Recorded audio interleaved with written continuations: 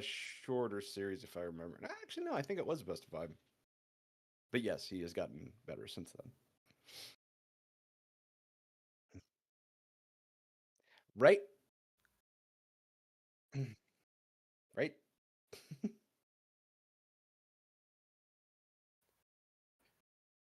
Yeah, I mean, Scythe, I cast the first time I casted him, he was 14.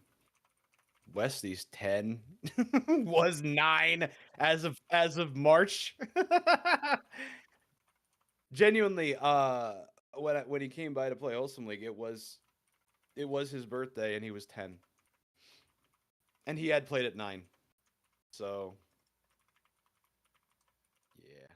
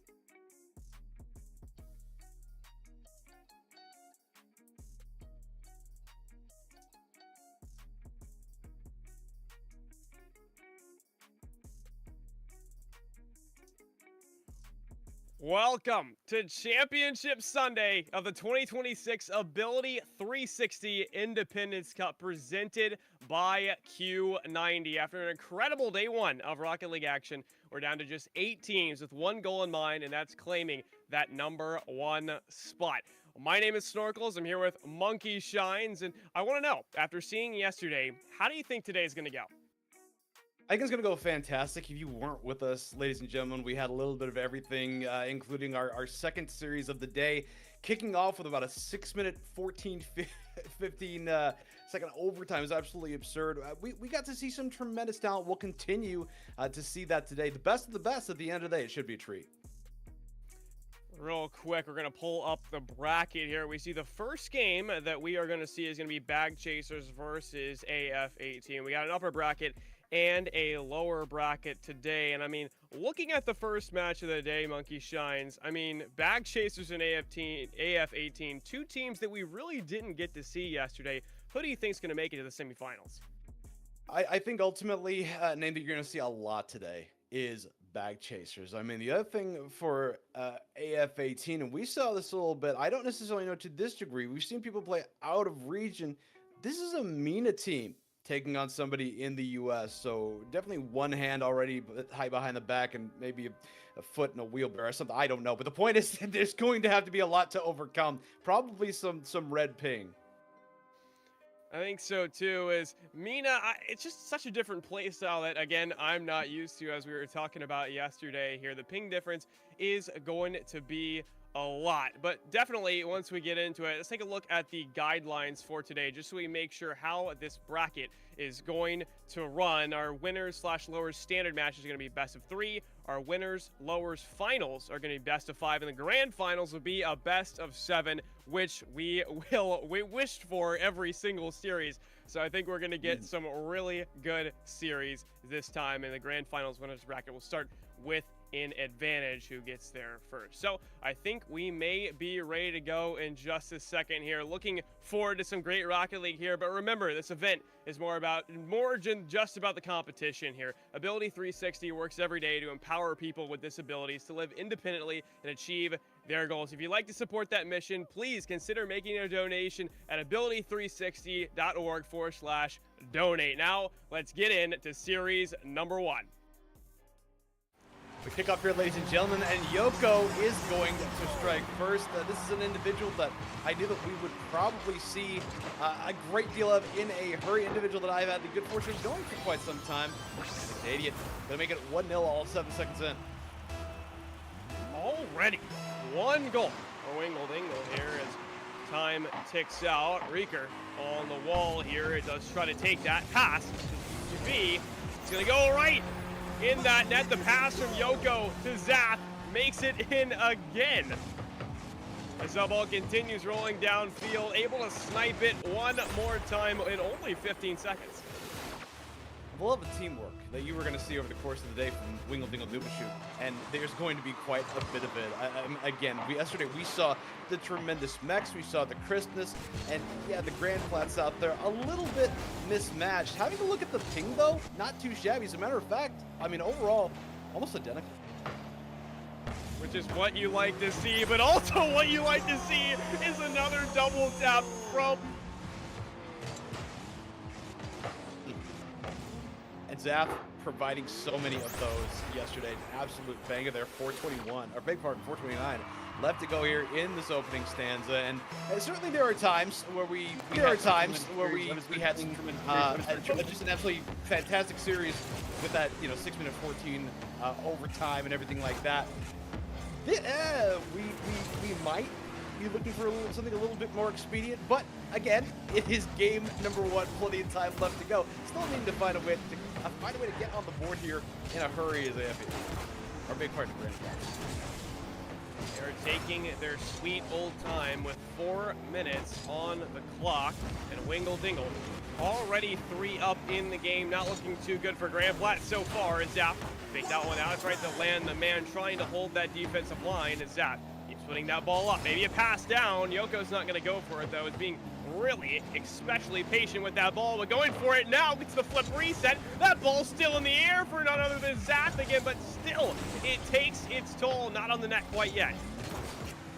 Big part of Coach Troy is having kind of a flu game. It is 15 out of there's the Grand Flats, which makes a lot more sense as to why their ping is actually something that ain't too shabby. They are actually playing bag changes as AFA team. So again, another fantastic team bag changes that we will again no doubt continue to see over the course of the day.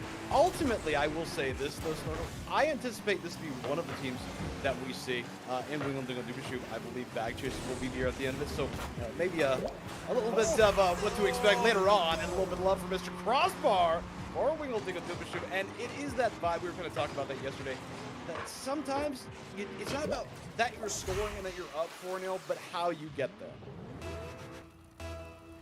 I mean, they have gotten there with precision indeed. And 3 minutes ago, already 4 up. Wingle Dingle looking so strong after this. And remember, we had pool play yesterday. None of these teams got to play each other in this first round of the bracket stage. So this is a completely new experience for them, and they are crushing it so far as Rieker gets the demo and goes up the wall with this ball. Maybe a pass to Zap might find its way. He goes up with it. This could be something right here, and he makes it something. One more for Wingle Dingle, 5-0. Well, it most certainly looks like Shoe. They got up, they went out there, they scrimmed, they say, hey, you know what? We want to be at the end of the rainbow that is the Ability360 Independence Cup. Again, quite a bit of the Royce Americana at the end of that rainbow. So yeah, when you come out here, you have players of this caliber. Certainly, I mean, they want to go out, they want to make a statement. They also want to walk away with a fair bit of prize money, and this is the level of talent that you will see that feels more secure in their abilities. Now at 5-0, and really Grand Flats struggling to get much of anything going, but for them, it's going to be oh so critical to be able to get on the board for the very first time. But far easier said than done. Is Yoko hanging around mid. And land the man, ultimately looking for possession because it's popped over to the wall, and possession has been a rarity.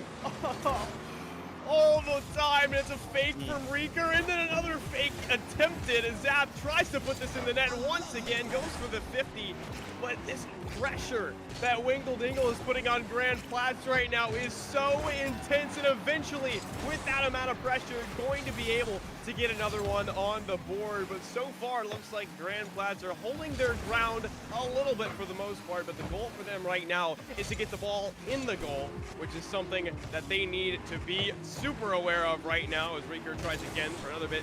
Maybe have a crazy shot there, a fake. It's right to Yoko once again. Goes to Zap on the wall. So far, that ball does not make it anywhere near that orange net.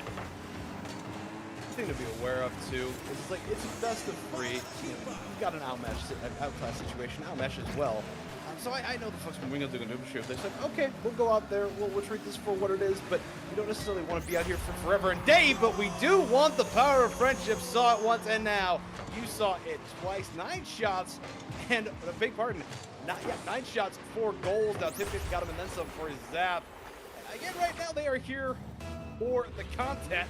I really appreciate it. And at the end of the day, hey, here we are, 6-0. Maybe looking for a 7th and an 8.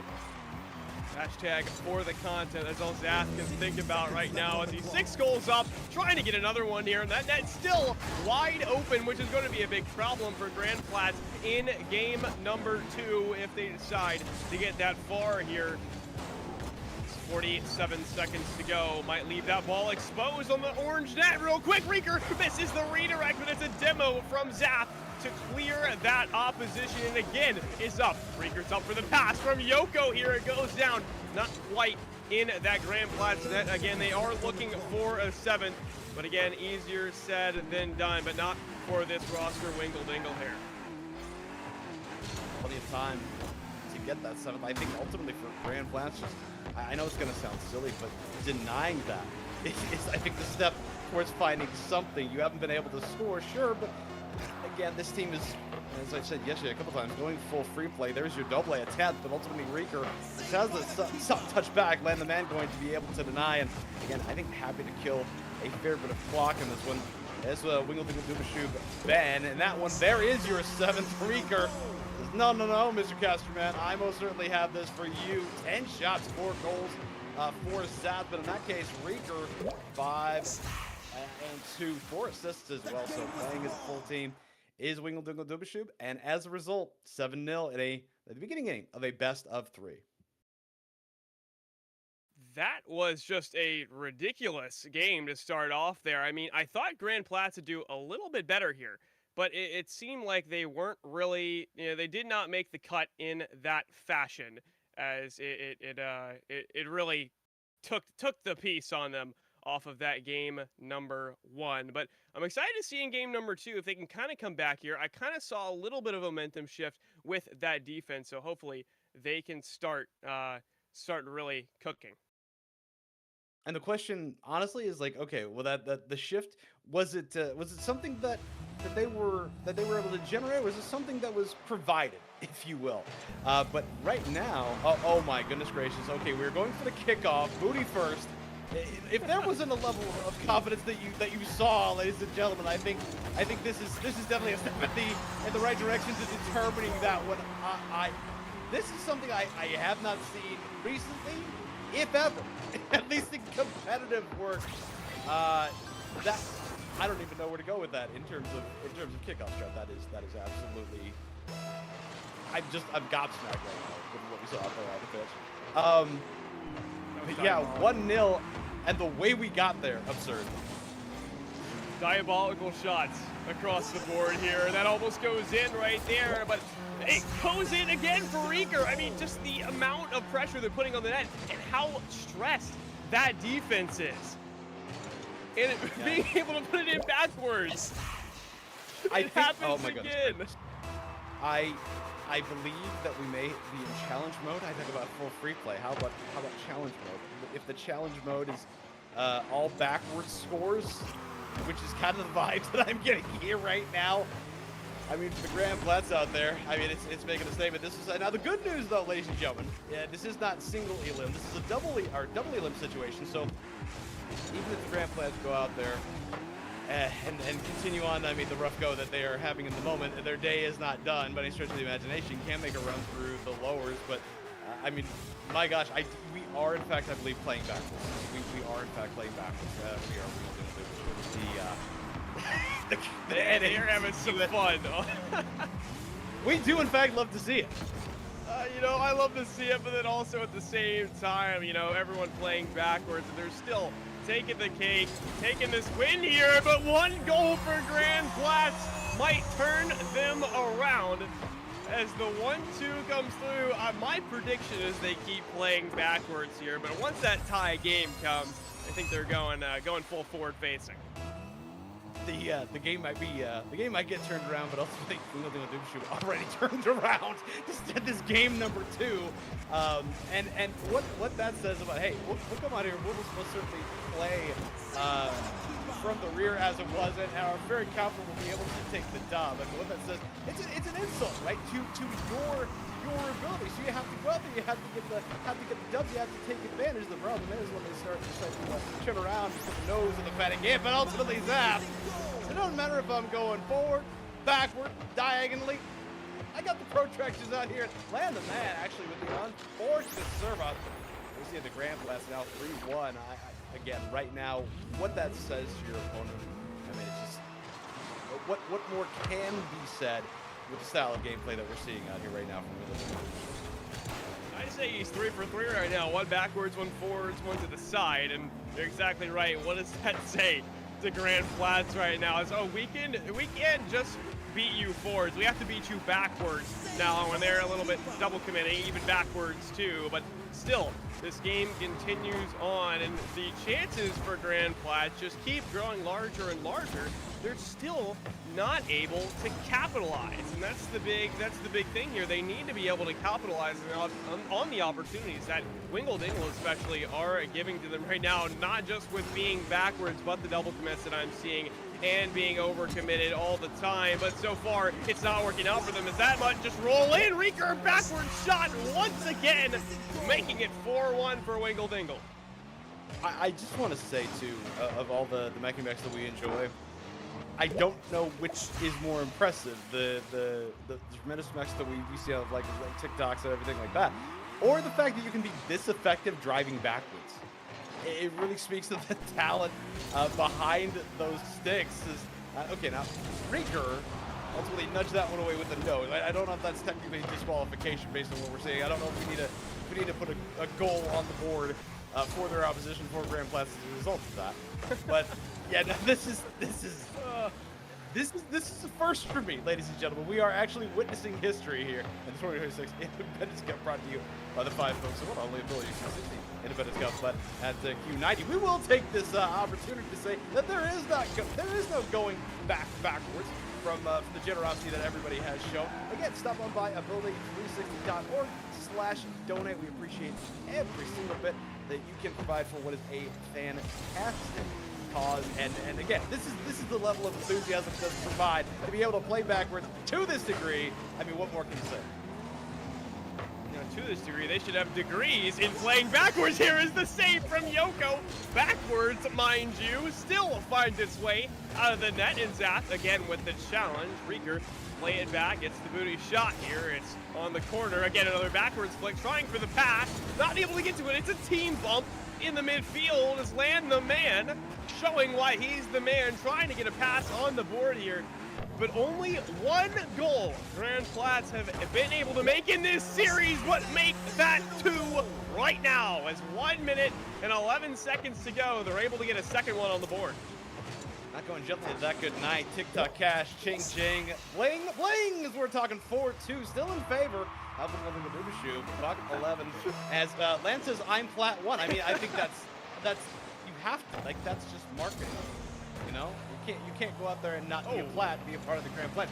Again, who lies on the internet? Left on the clock. That is true. Nobody lies on the internet, and him saying he's plat 1 is true. The Zath breaks the rule and goes forwards there. Not turning around for that shot. Just go up in the air, which is allowed though. They have made their own rules for themselves. Who am I to dictate them? That ball goes mid though, and Rieger putting it back down. He's looking for a little bit of a clip here as he goes out and over, gets the shot. Flip reset. It's not going to make its way, but Yoko takes the 50 for him. And 35 seconds to go. Wingle Dingle have made their 5-goal debut. It is the power of friendship sandwich, I suppose. Well, no, because there was an individual out there for the Plats. So power of frenemies sandwich, I think, on that one. So, and Rieger says I'm plat 2. Exactly. I mean, the level of talent between individual divisions in Rocket League, ladies and gentlemen, It's Just Jay is not just putting on a standard shot. Indeed, it is a 5-3 situation. 28 seconds left. Again, ladies and gentlemen, if the Grand Plats should lose this one, their day is not done. They depart to the lowers, but under the Dubashu, they continue on an advancement, quite possibly towards the home finale.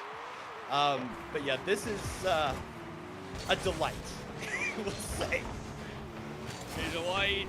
I mean, not squashed at all by the fact that they are all platinum, it seems. I mean, they're having a good time regardless, and a comeback may not be present, but their day is not over, as you said. They still have the lower bracket to go. They might not get 7 games in this time, but they do get a lot more than they are used to. It's up on the ceiling for Yoko once again, as that goes down to the ground. And Wingle Dingle able to do a full sweep in the upper brackets starting out. What a great series, and for half of it, we got to see it backwards. Well, Wingle Dingle Dubashu playing both of these games in traditional fashion. Able to go out there and get those dubs. But I mean, again, we saw a little bit of everything yesterday. That's definitely a lot of things, and we are just starting off our day through a couple of games. But yeah, so Wingle Dingle Dubashu does advance. Meanwhile, Grand Plats, I guess advancing, dropping to the lowers, but our day is far from done, sir. We got one more game, or not one more, but another game. After this, we're going to take a short break real quick. When we are back, we will be round 2. This annual Independence Cup would not be possible without our presenting sponsor, Q90. Q90 provides accessible technology solutions to those with disabilities across the nation, assisting centers for independent living with documentation tools. Their user-friendly tracking and reporting helps to ensure that people, not paperwork, are the focus. Burnout and stress are less with a simple management system from Q90. Since 1993, Q90 has served over 300 centers for independent living across 56 states and territories and hopes to continue their work for decades to come. Ability360 would like to thank Q90 for helping fuel our annual Independence Cup. Link Logistics is one of the largest owners and operators of last-mile industrial real estate in North America. With approximately 3,000 warehouses and distribution facilities across 40-plus markets. Founded by Blackstone in 2019, Link leases industrial space to more than 7,200 businesses. From global e-commerce retailers and third-party logistics providers to manufacturers, distributors, and retailers. Link Logistics' infill-focused portfolio puts customers close to the consumers they serve, supporting faster delivery, efficient supply chains, and long-term business growth. Ability360 would like to thank Link Logistics for helping fuel the 2026 Independence Cup. For over 40 years, Ability360 has provided a vast array of programs and services to support the independence of people with disabilities under our three key pillars: advocacy, independence, and equality. As a nonprofit organization and the state's largest center for independent living, we offer group and one-on-one services that focus on ability versus disability. Ability360 aims to provide opportunities for people of all ages with all types of disabilities. Some of our programs include information referral, peer support, non-medical based home care services, sports and fitness programs, home modifications, and employment services. Your generous donations will support the programs and services Ability360 provides so that cost is not a barrier for anyone to participate. These opportunities foster a lifestyle of independence for people with disabilities, and we encourage you to visit our campus to see your donation in action. To learn more about Ability360, visit our website today.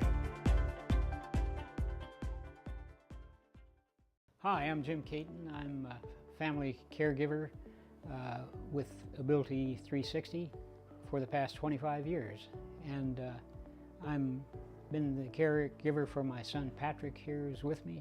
Patrick uses a wheelchair. He has survived a stroke and similar events to a stroke.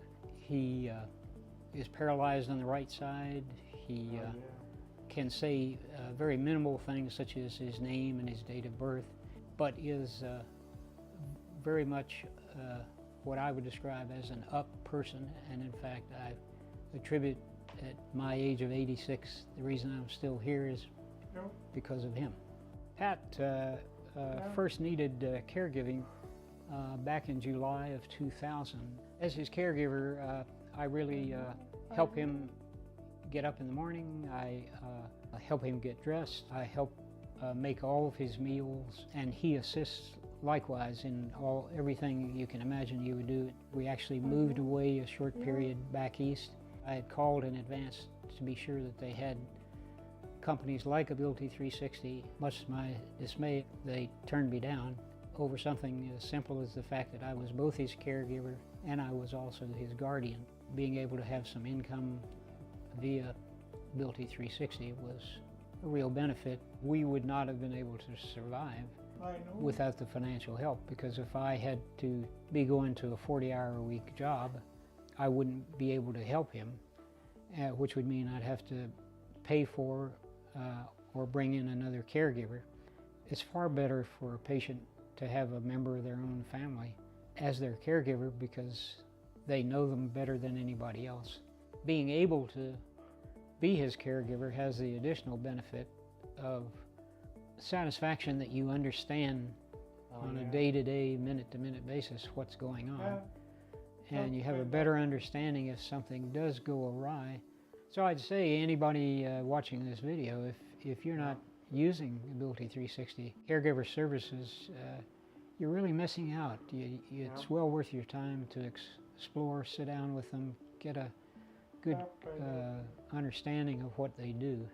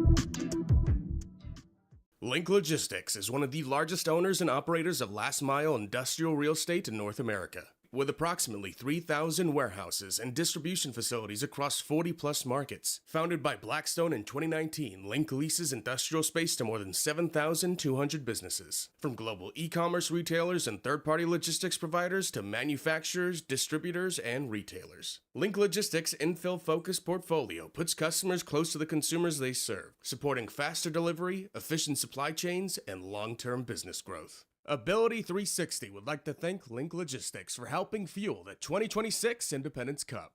Ability360's annual Independence Cup would not be possible without our presenting sponsor, Q90. Q90 provides accessible technology solutions to those with disabilities across the nation, assisting centers for independent living with documentation tools. Their user-friendly tracking and reporting helps to ensure that people, not paperwork, are the focus. Burnout and stress are less with a simple management system from Q90. Since 1993, Q90 has served over 300 centers for independent living across 56 states and territories and hopes to continue their work for decades to come. Ability360 would like to thank Q90 for helping fuel our annual Independence Cup. For over 40 years, Ability360 has provided a vast array of programs and services to support the independence of people with disabilities under our three key pillars: advocacy, independence, and equality. As a nonprofit organization and the state's largest center for independent living, we offer group and one-on-one services that focus on ability versus disability. Ability360 aims to provide opportunities for people of all ages with all types of disabilities. Some of our programs include information referral, peer support, non-medical based home care services, sports and fitness programs, home modifications, and employment services. Your generous donations will support the programs and services Ability360 provides so that cost is not a barrier for anyone to participate. These opportunities foster a lifestyle of independence for people with disabilities, and we encourage you to visit our campus to see your donation in action. To learn more about Ability360, visit our website today.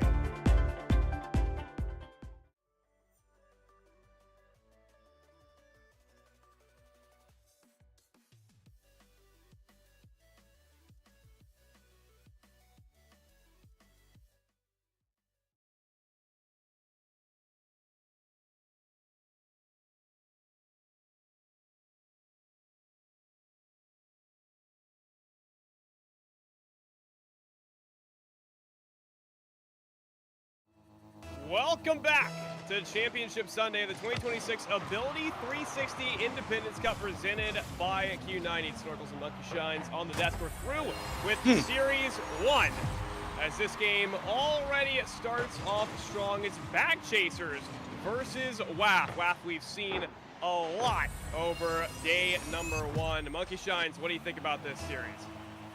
Well, look, they were so excited they had to jump out there. One thing, if you were not here day number 1, the defense of Frostbeard locked down.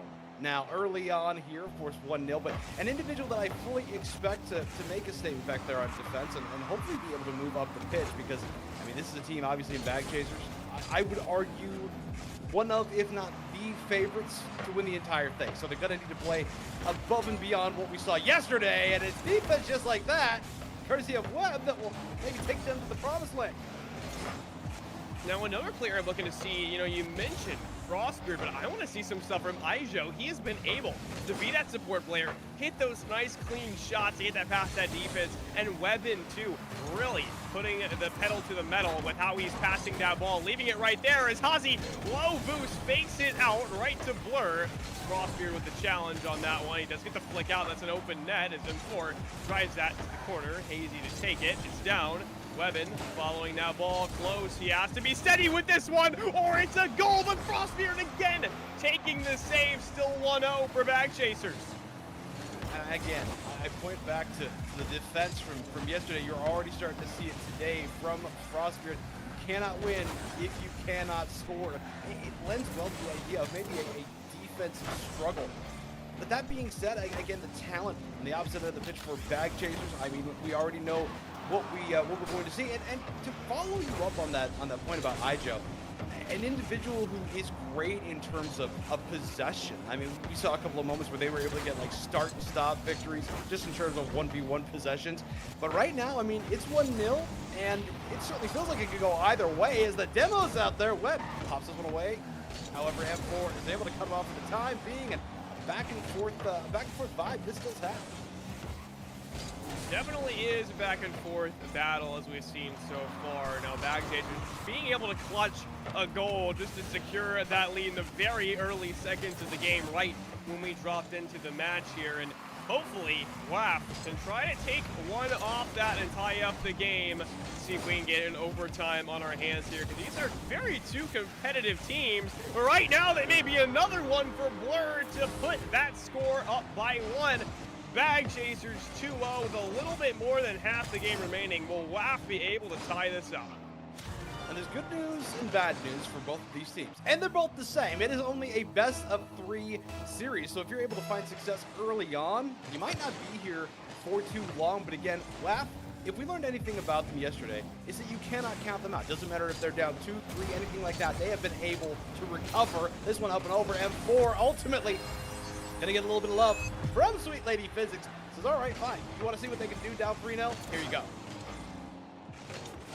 They are just pounding those shots on the net every single chance that they get, and breaking down that WAF defense so much that it's starting to crumble on that side there. And Frostbeard may have an open net here. He does choose to fake it out past the Ijo. It's not in. Hits the post on another opportunity right here. But Blur to clear that one out. Just an insane play right there. That might be in right there, but Frostbeard able to get the save once again. Saves on both sides have been pretty impeccable, but Bagchasers are just able to have the consistency in those shots. We talked about consistency a lot yesterday, and that's really what makes or breaks these plays. Is Ijo trying to get one on the net, finds it finally. Wow, able to get one on the scoreboard. I was going to say what happened with Ijo previously, it's those opportunities that they've got to take advantage of, but able to shift back around, get on the board, show that the opposition is in fact human. $1.53 left to go. Like I say, my guy, plenty of time for this crew in orange. Plenty of talent here from the orange half as well. They've been able to almost really defend every single shot that comes their way, and I'm going to be honest, as the caster curse rolls through for WAF here, there have been some really good shots from Bagchasers that WAF had defended, but pressure is key, and the more you hold that ball on the opposing side of the field, if you're talking about for Bagchasers here, the more opportunities present themselves. Keep boost stealing, keep putting them in awkward positions. There's going to come, be a goal eventually here as Ijo takes this looking for a second here and does not get the 50 to go his way as the ball lands again. It's down, but Frostbeard does clear it out. So right to Webbin. Again, another big clear, but that defense prevails. And again, right here with game number 1, yes, obviously you're going out there to get a victory, but regardless of how long the series may be, you're also looking to continue the ebb and flow over the course of this one. The reset popped high. I like what I'm seeing from Ijo. The vision is there, Snorkels. Again, it's just been a touch off. At the end of the day, you know what? Regardless of what happens here in game number 1, I'm curious to see if this one does not go the full 3. It went awry a little bit earlier on, but if anything, they have been able to rebound really, really well. However, this one might not be done just yet. Ijo, 5 shots, 2 goals, and a pair of saves as well. So, again, we ain't done here just yet. Okay, I'm going to be honest here. We saw WAF do this exact same thing in the first series of the day 1 there. So, I mean, they did it in around 26 seconds. They got 2 goals up and tied up the game and eventually won that game too with the reverse sweep coming through. I am saying we can see that again. If they can lock in, take these 30 seconds that they have and do not waste them, they might be able to get something on the board here. But right now, Bagchasers are all over that ball, not letting them have it. It does go on the orange side of the field, cleared out, but still on that wall there as it keeps going. Webbin able to shoot one, a shot, maybe on target here. Webbin still not able to get it in. M4 with the defense as 10 seconds to go. This ball remains in center field, and that might be on the net right there as the save comes through for Webbin. Looks like WAF not able to make it work last second, but they are not out yet. One more game to go. Sublime defense there by Bag Chasers. And I will say, to be fair, the talent that WAF faces today, a little bit higher. But overall, I mean, we saw moments like we did yesterday with regards to that defensive talent. It's gonna have to lock in, I think, a little bit earlier, and for really setting the pace there early with that initial score. And again, the opportunities that were there, and they were there for WAF to maybe even tie things up, put themselves within one. It's something they've got to capitalize on here. But one thing we mentioned about this team, and balling out yesterday, their mental impeccable. They did not let any loss really jar them or anything like that. So need to continue on saying, okay, memory of a goldfish. This is a new game, 0-0. Let's see what happens. They have 5 minutes to do so. And looking at that scoreboard from game number 1, personally, it almost looked identical, but with Bag Chasers having 2 more goals. Pretty much the same shots on target, pretty much being able to make this game work for them, but the shot consistency that this team has out of Bag Chasers is much higher. So if WAF can shut that down, get a couple extra saves on the bucket, or just be able to load a couple more shots that go in on that blue net, it's going to work out for them tremendously as that goes right to the net there. And for going for the redirect, Webben tries for the shot there. It ends on the wall, and still that net not penetrated.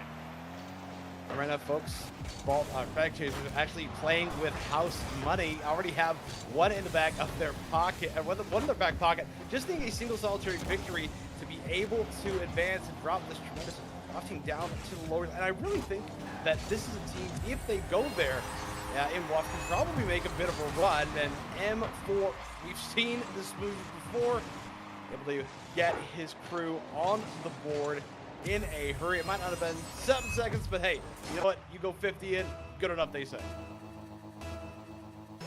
1-0, and WAF taking their sweet old time getting locked in here as the fake comes from Blur, trying to get a flick over, goes for the bump too, and that's something that I haven't seen a ton in this tournament yet, are those bump plays. And you know, professional Rocket League players know that bumps are so important in so many aspects, and it's not just bumps in general, it's disrupting the play. It's making sure that you get that defensive line out of there, or same with the offensive line, as Crossbeard just tried to do that moments ago. M4 going up, maybe a double tab opportunity here. It is off as Blur tries to control it here. Tries to get it over Ijo, but the bump for the play comes through as Webben raises the corner here. Still nothing quite yet, as this still looks to be a 50-50 game. Not seeing much different play styles from game number 1.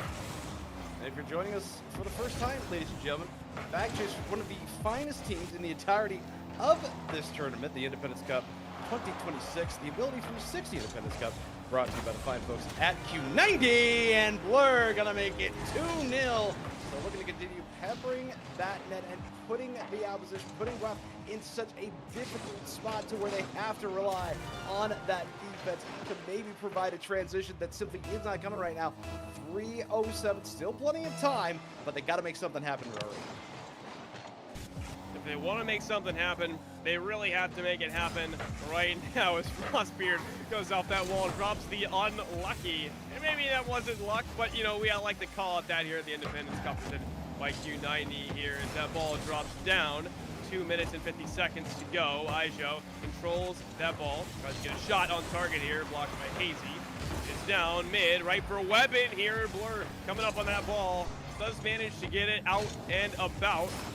M4 just waiting on that ball with the fake, but Ijo stays in the air long enough to control it, get those lucky, maybe not lucky 50s, really skill 50s, if that's what we'll call them. I don't know if that's, you know, bad to say, but this game continues on, and so far, no attempts from WAF.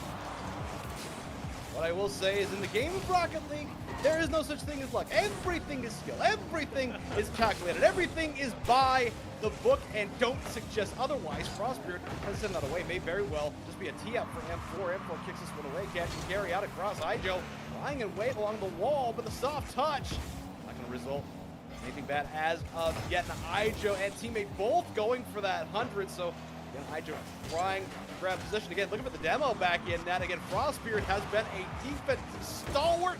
However, cannot defend. You cannot even see. And in that case, went through the fire and the flames, got through the hard way, courtesy of the demo. Ooh, Blur almost gets a double tap, but saved by Weapon last second. But Hazy able to shoot it in that right before that ball gets clear. That would have been a clean double tap, but it was a even cleaner save. Unfortunately, that ball still has to go in from all three players on WAF, and you have to think, what's the mental right now on the WAF side?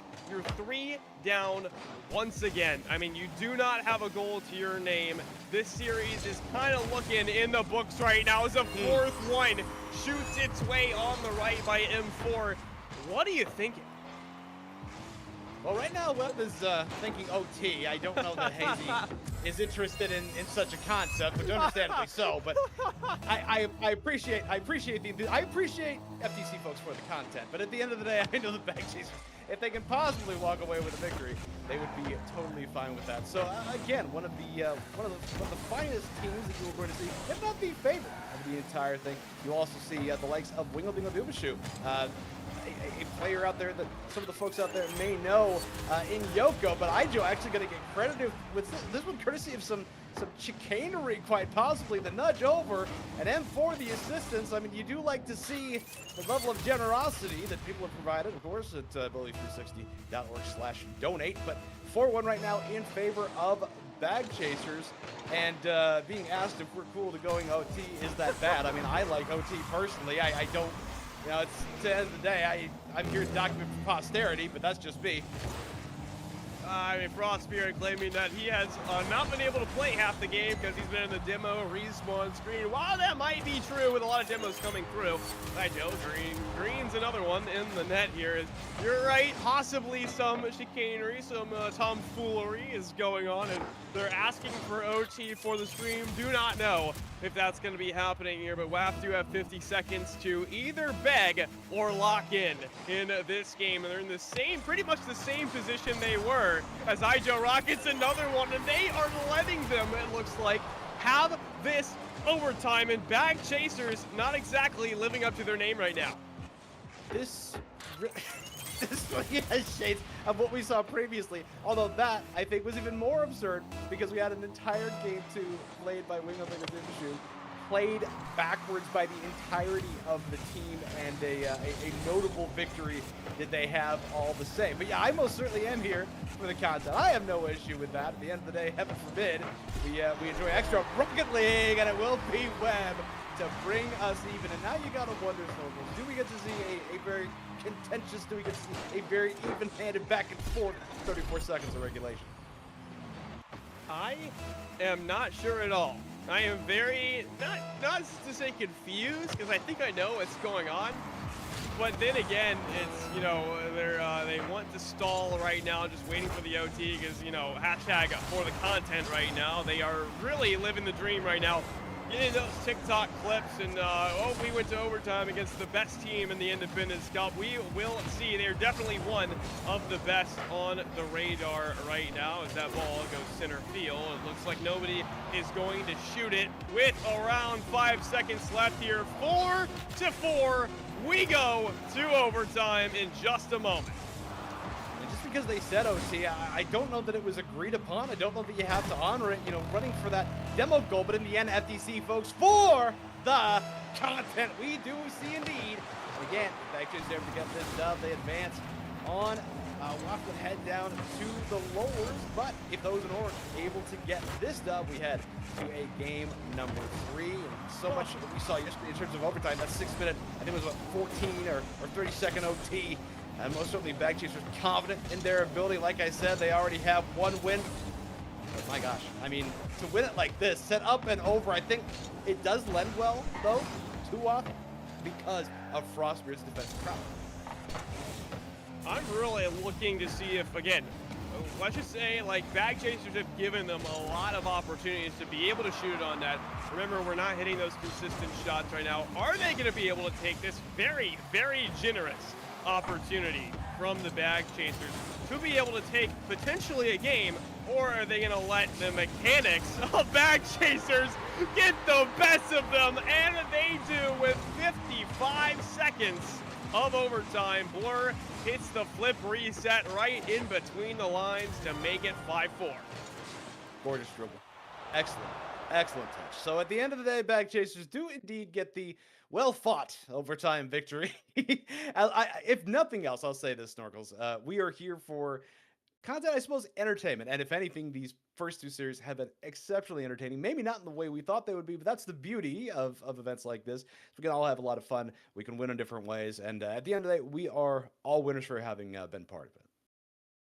I won't say anything, but pretty much anything is entertaining if you want it to be. And especially, I think that series was just as entertaining as it gets. So, I mean, it's a great series to, start number 2. But before we go on break, I want to say the disability gaming community has stories to be told. And with this being the Independence Cup, Ability360 wants to provide a platform for people with disabilities in the gaming space to share their stories and gaming experiences. Steven Altamirano, who goes by Wheeled Gamer online as a streamer and content creator, spoke with Ability360 about how he has developed his platform, the adaptive tech he uses to compete in competitive gaming, and more of his personal journey as a quadriplegic professional gamer. Recollection of how I felt. The next thing I remember was after my injury, I didn't want to speak to anybody. I didn't want anybody to see me. I just kind of hid in my room. Eventually, my mom had a conversation with me. If I was going to be at her house, I was going to have to fight. After that day, it was just a learning experience and see what I could do. One day, I searched how to play video games without using your hands.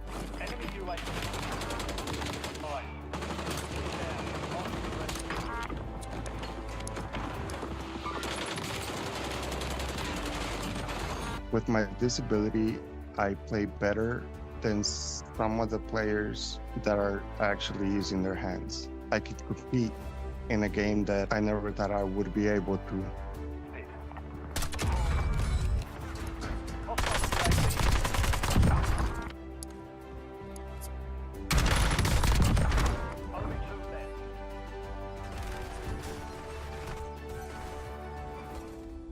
My name is Steven Altamirano. I go by Will Gamer. I started gaming back in Black Ops 2. I was on vacation visiting my sister, and her husband had a PlayStation 3, I believe. That's how I started. I played it for 1 month nonstop, and once I went back home, never touched it again until after my injury. One day, I searched how to play video games without using your hands, and a couple options came up. Some eye tracking technology, some different stuff, and then I found someone playing with the quad stick. I liked the part that I was able to do everything in the game by myself. So I looked into it. I sent a message to the person that I saw playing with it. And when I finally got it, I started practicing.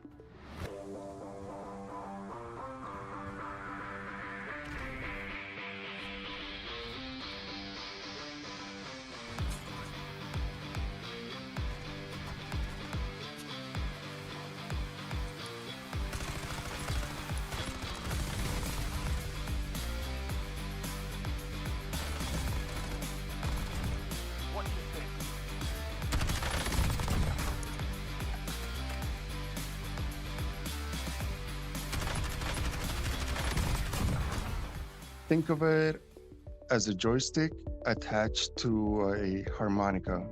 You either blow in or you sip air out of the mouthpiece.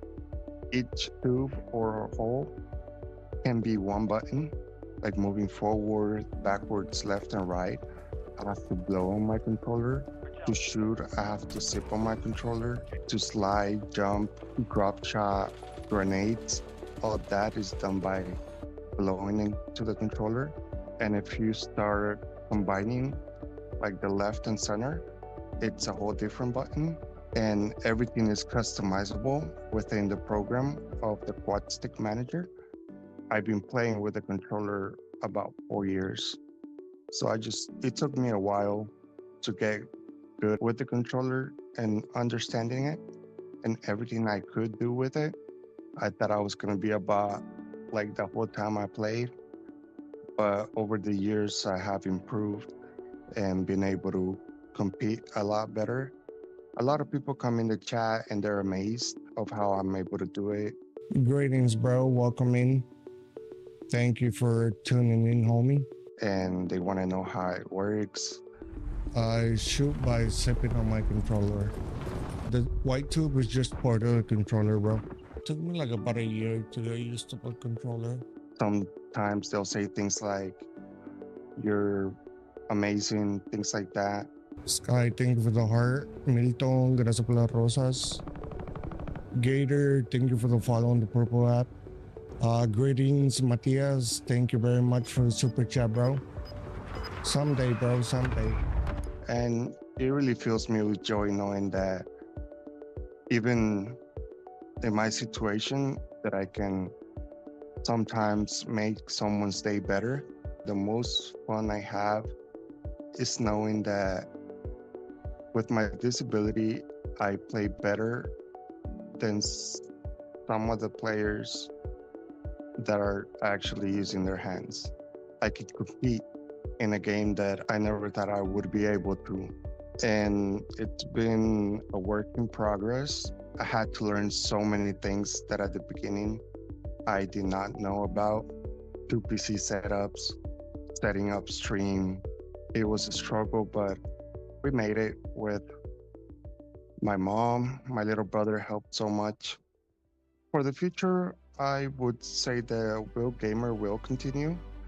I definitely like and enjoy playing games. Hopefully, I am able to take it to a different level, maybe professional or competitive. Ever since before I got my quad stick and I saw this person using the quad stick, my first thought was, if he can do it, why can't I? That's something I really believe, and it's something that makes me want to be better at the game, to be able to show others that disabilities are not going to stop me from succeeding in gaming.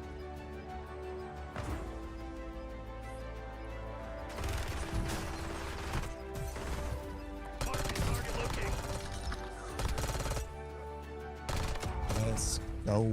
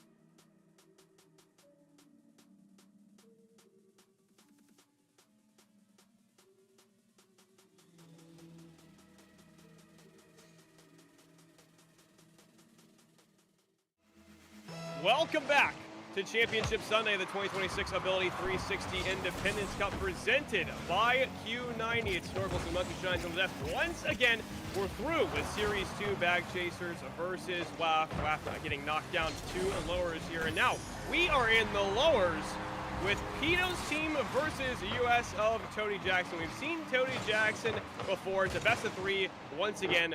What are we looking for in this series, Monkey Shines?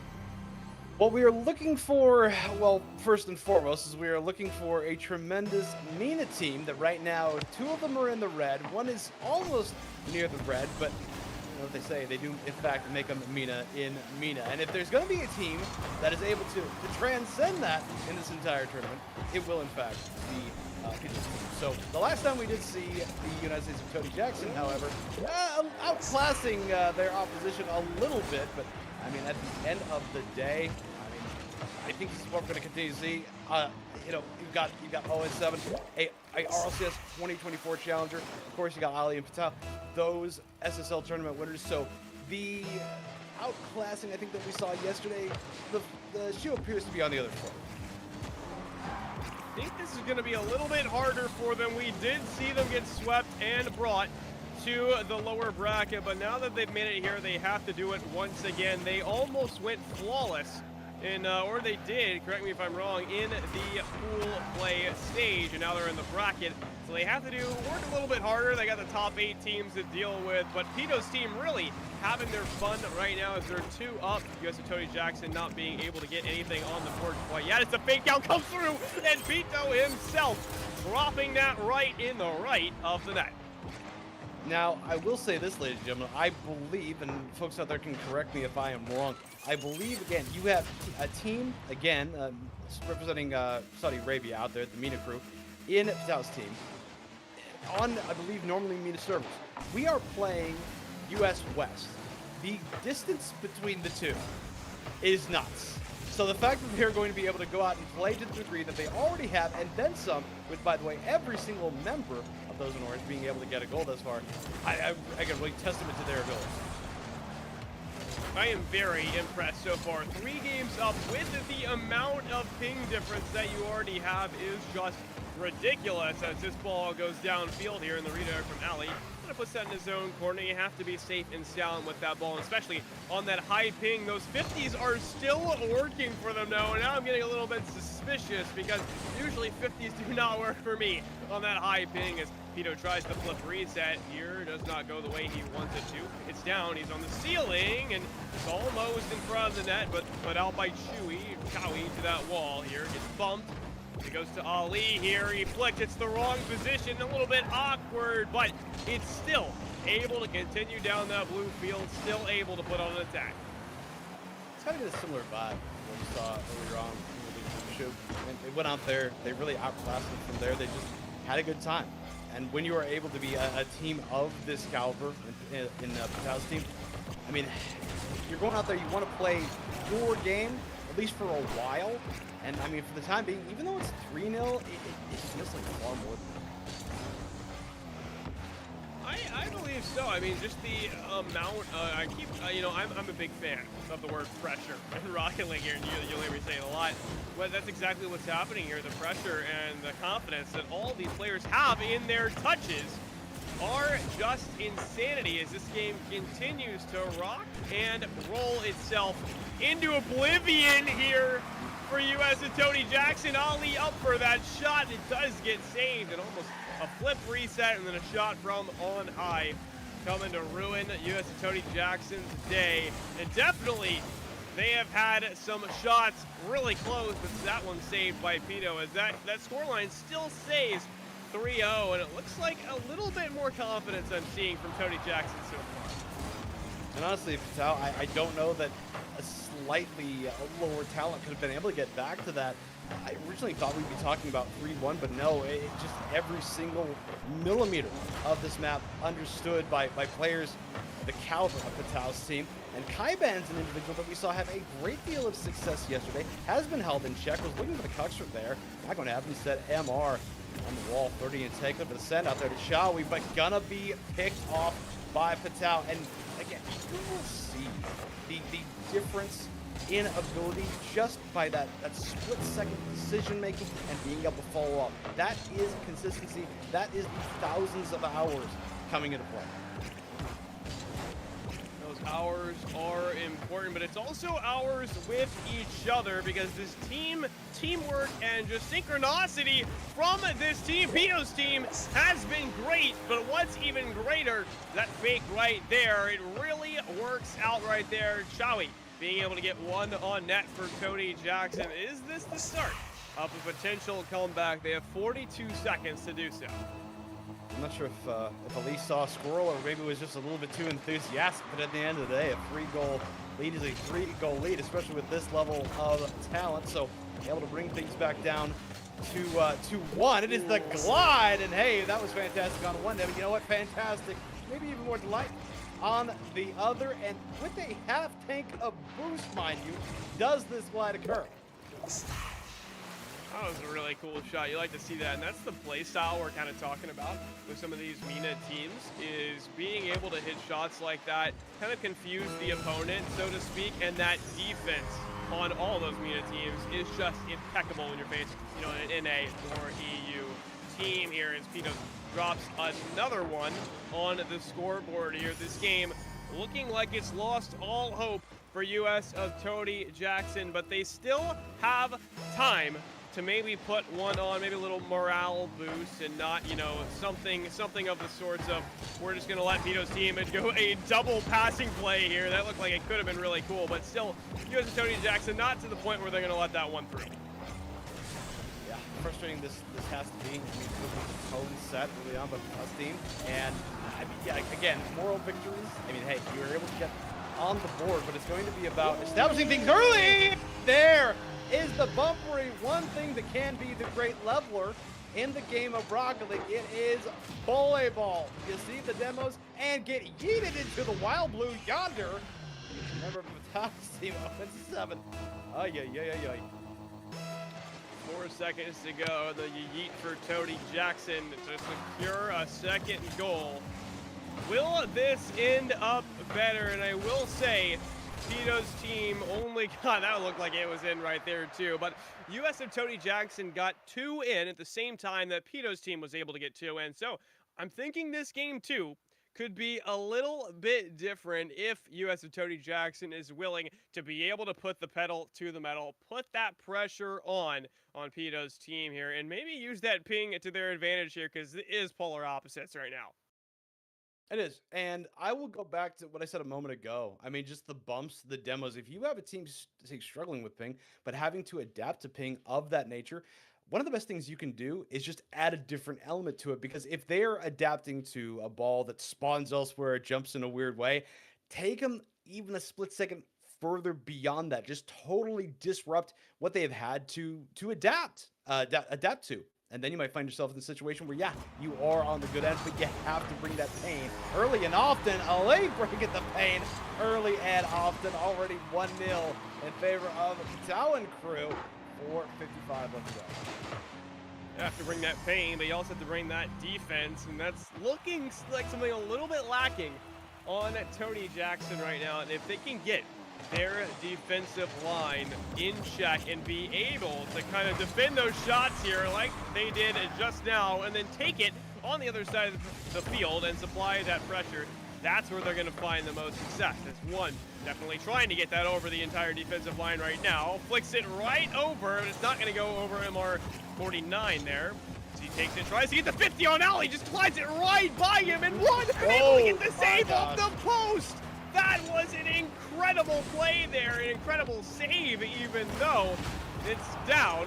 Right to Ali again. He does not want to get faked out like that just happened, and barely saved by one to make things not, or 1-1 for US of Tony Jackson. That scoreboard stays the same. This is something you'll see with this talent difference. When you have individuals that have gone out there that have been successful in RLCS play, teams of this level, players at this caliber, it's not a goal till it's a goal.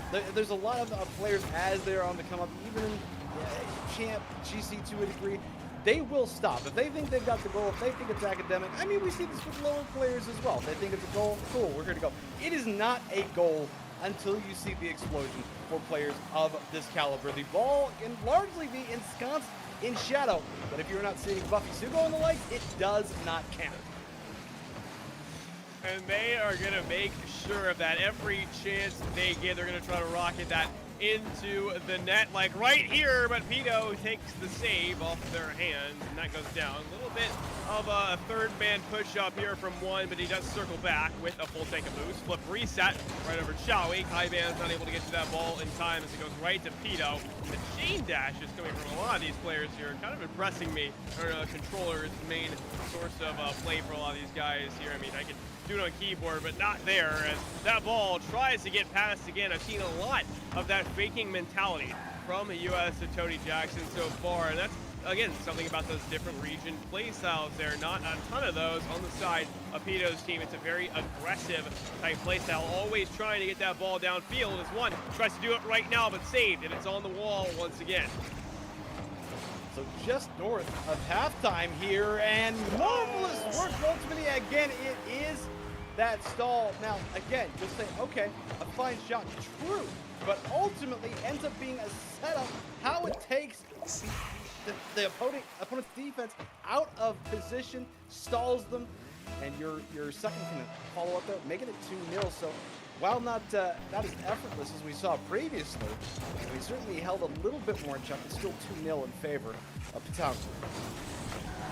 And they are making some pretty advanced plays, or trying to at least. Pito's team really trying to gun for that net, even though they are 2 up. They can be playing patient right now. They can be playing reserve if they wanted to, and they can be holding that defensive line, but look at it, all 3 players are up on that net, and it works for them.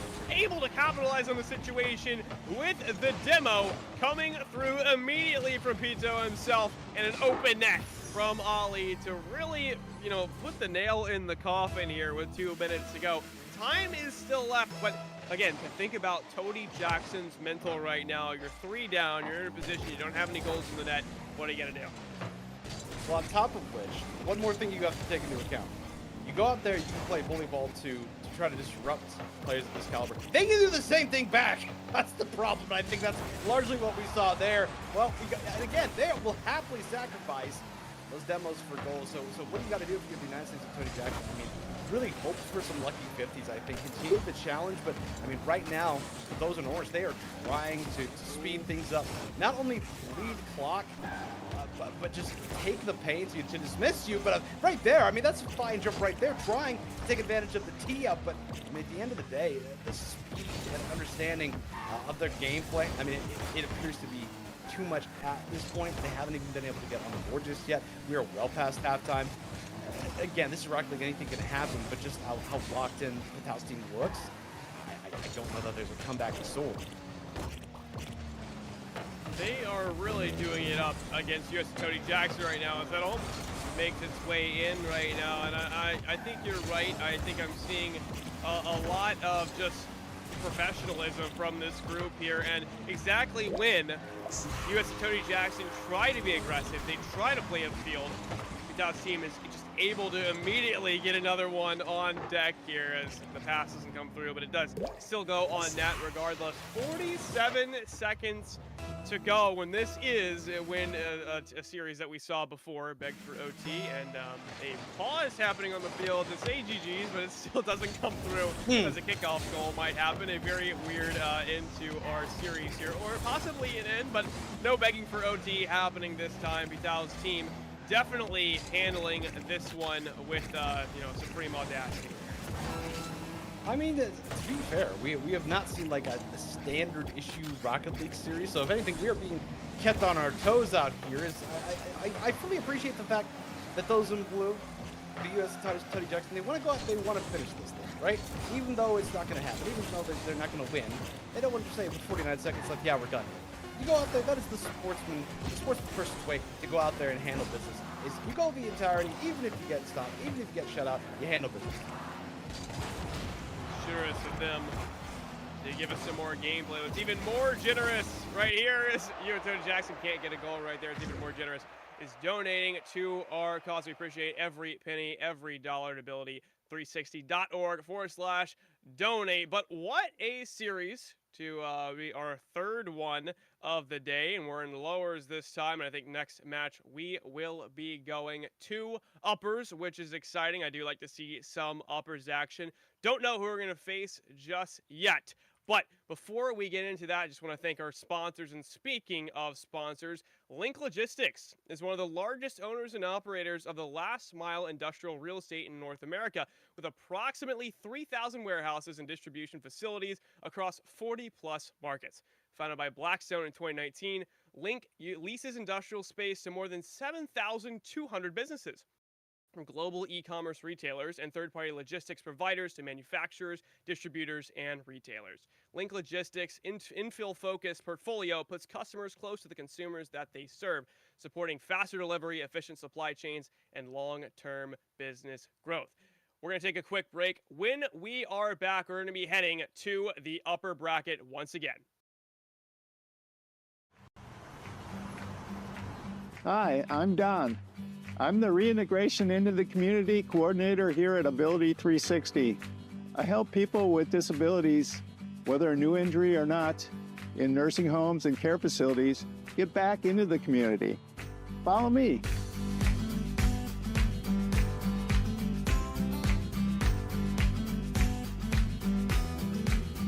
Well, I get to go out to rehab hospitals or nursing homes or group homes and meet people that have new or existing disabilities and that want to be more independent in the community. And so I work one-on-one with them to reach that goal. And so it's really great opportunity for people to make that move into the community and be a little more independent. I think in some cases people feel a bit trapped in their situation, and to have somebody be able to help them make that transition into the community is very beneficial. I know for myself, being as independent in the community is my biggest goal. And so when I can see somebody make a step towards that, whatever it is, even if it's a little thing, that makes a good day for me, and I think for them as well. This program is completely free. So if you yourself have a disability or you know somebody with a disability who's trying to get back out into the community, live a little more independently, please reach out and get in touch with us. We're here to help.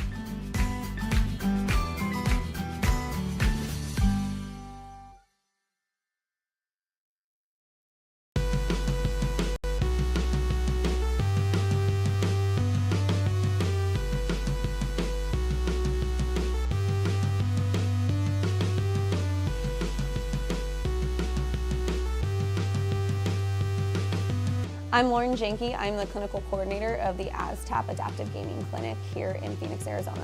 We provide hands-on demonstrations of gaming controllers for individuals with disabilities. It is a 100% free service, so they have no cost. They just have to kind of show up. So usually I kind of ask, what are you limited on right now? Like, what is making access to a typical gaming controller difficult? So then we use all of that information, all the information they've told me, and then what controller on the market that is there already that we can incorporate into your gaming needs. I am seeing a lot more accessibility settings. I mean, just, gosh, the Xbox adaptive controller came out in 2018, and that was the first adaptive controller on the market. We have two big buttons. Obviously, we have the D-pad here. You got your other miscellaneous buttons, and of course, that home button. These are all the inputs that have 3.5mm jacks, right? These are all inputs to help use other types of controls. So like on a regular Xbox controller, you kind of have like that X, Y, A, B controls. You have your right trigger, your left trigger, and everything like that. With these, you're able to put different switches with them. And say this is like Y, right? Say we're trying to connect the Y button on an Xbox controller. We look kind of like for that Y button, right? Your Y is gonna be right here. So what you're gonna do, simply take this 3.5mm jack, put it into that Y button, boom, and you officially now have a Y button on your Xbox adaptive controller, and now you're able to put this anywhere that's accessible to them. Say that they don't really have any good arm movement.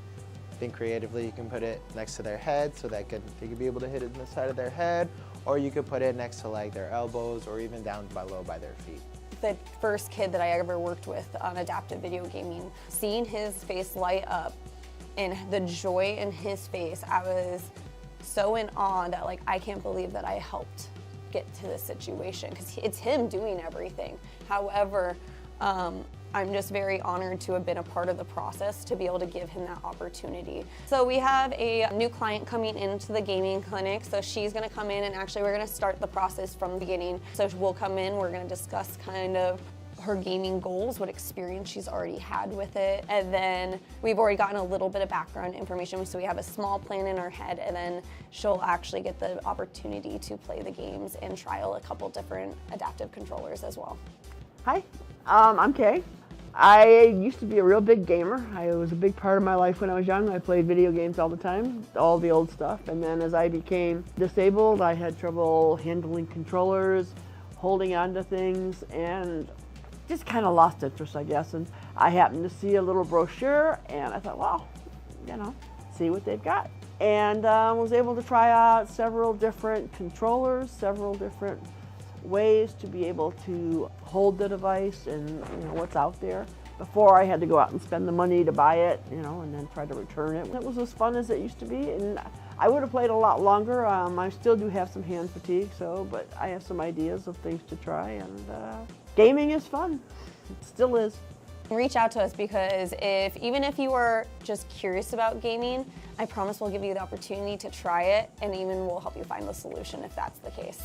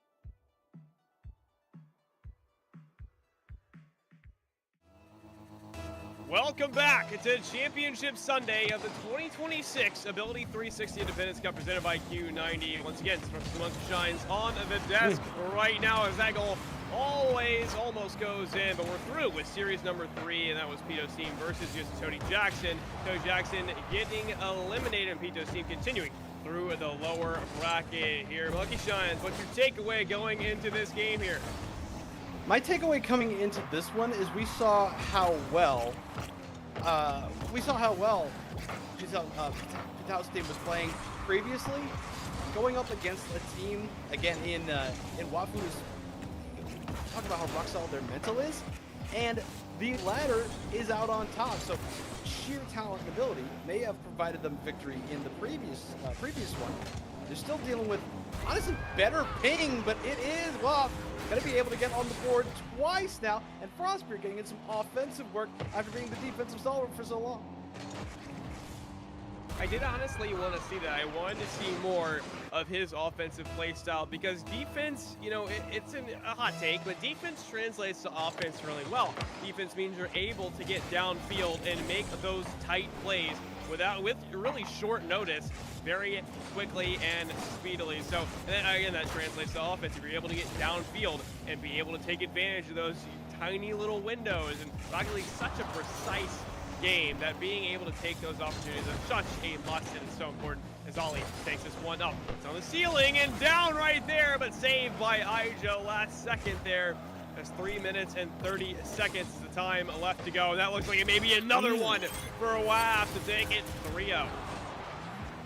And more to your point as well, when you're able to pull teams in to have to be more and more aggressive, put a shot on net, hoping that you blink, hoping that they can break through. I mean, if you're able to grab possession, send a clear up and over, it does not take much to put one in the back of net. And again, for as well as we saw this team, the Mina Bunch play previously, I mean, they just stepped up and played a consistent, fundamentally sound ball game. But Patao, the namesake, gonna crack the goose egg. Still tons of time. 3:15 left to go. Cracking everything. Finally, Patao's team has done it. Secured one. Will this lead to one more and then another to tie up the game? We saw Patao's team in the last game that was on the broadcast here, and they performed well, even under, you know, the circumstances of their very, very high ping. And again, that is going to be an issue in this game. But when you really take a look at it, they're still playing well, still playing that defensive game as the double miss comes through, but it's a fake on Nijo. That ball's still out in the open. Weapon to take it, does not get beat, does indeed find it though by Ali, and that takes down right there. Patao almost a shot on target, but still denied by that defensive line. The 3-1 score line still holds strong. Continue on. Waf able to handle business so many times in this tournament. That one off, and Ali indeed able to kick back there. I was wondering if they were going to be able to get enough in time, but measuring the shot. Now gets out of the way, and Ijo flat-footed. I can only watch that one go by. We are back within one, still tons of time left. So even though Patao's team taking a moment to get sorted, even going down to that level, that amount, I mean, we've seen their talent, we've seen what happens. I think they're really just finding out how well WAF are going to really be playing, and then making sure they capitalize on every moment they can as the double fake comes through, and Patao able to put it on net to tie up the game. And exactly what I was saying, this was a feeler first half of the game for Patao's team, and now they are back on it, and WAF have a game on their hands.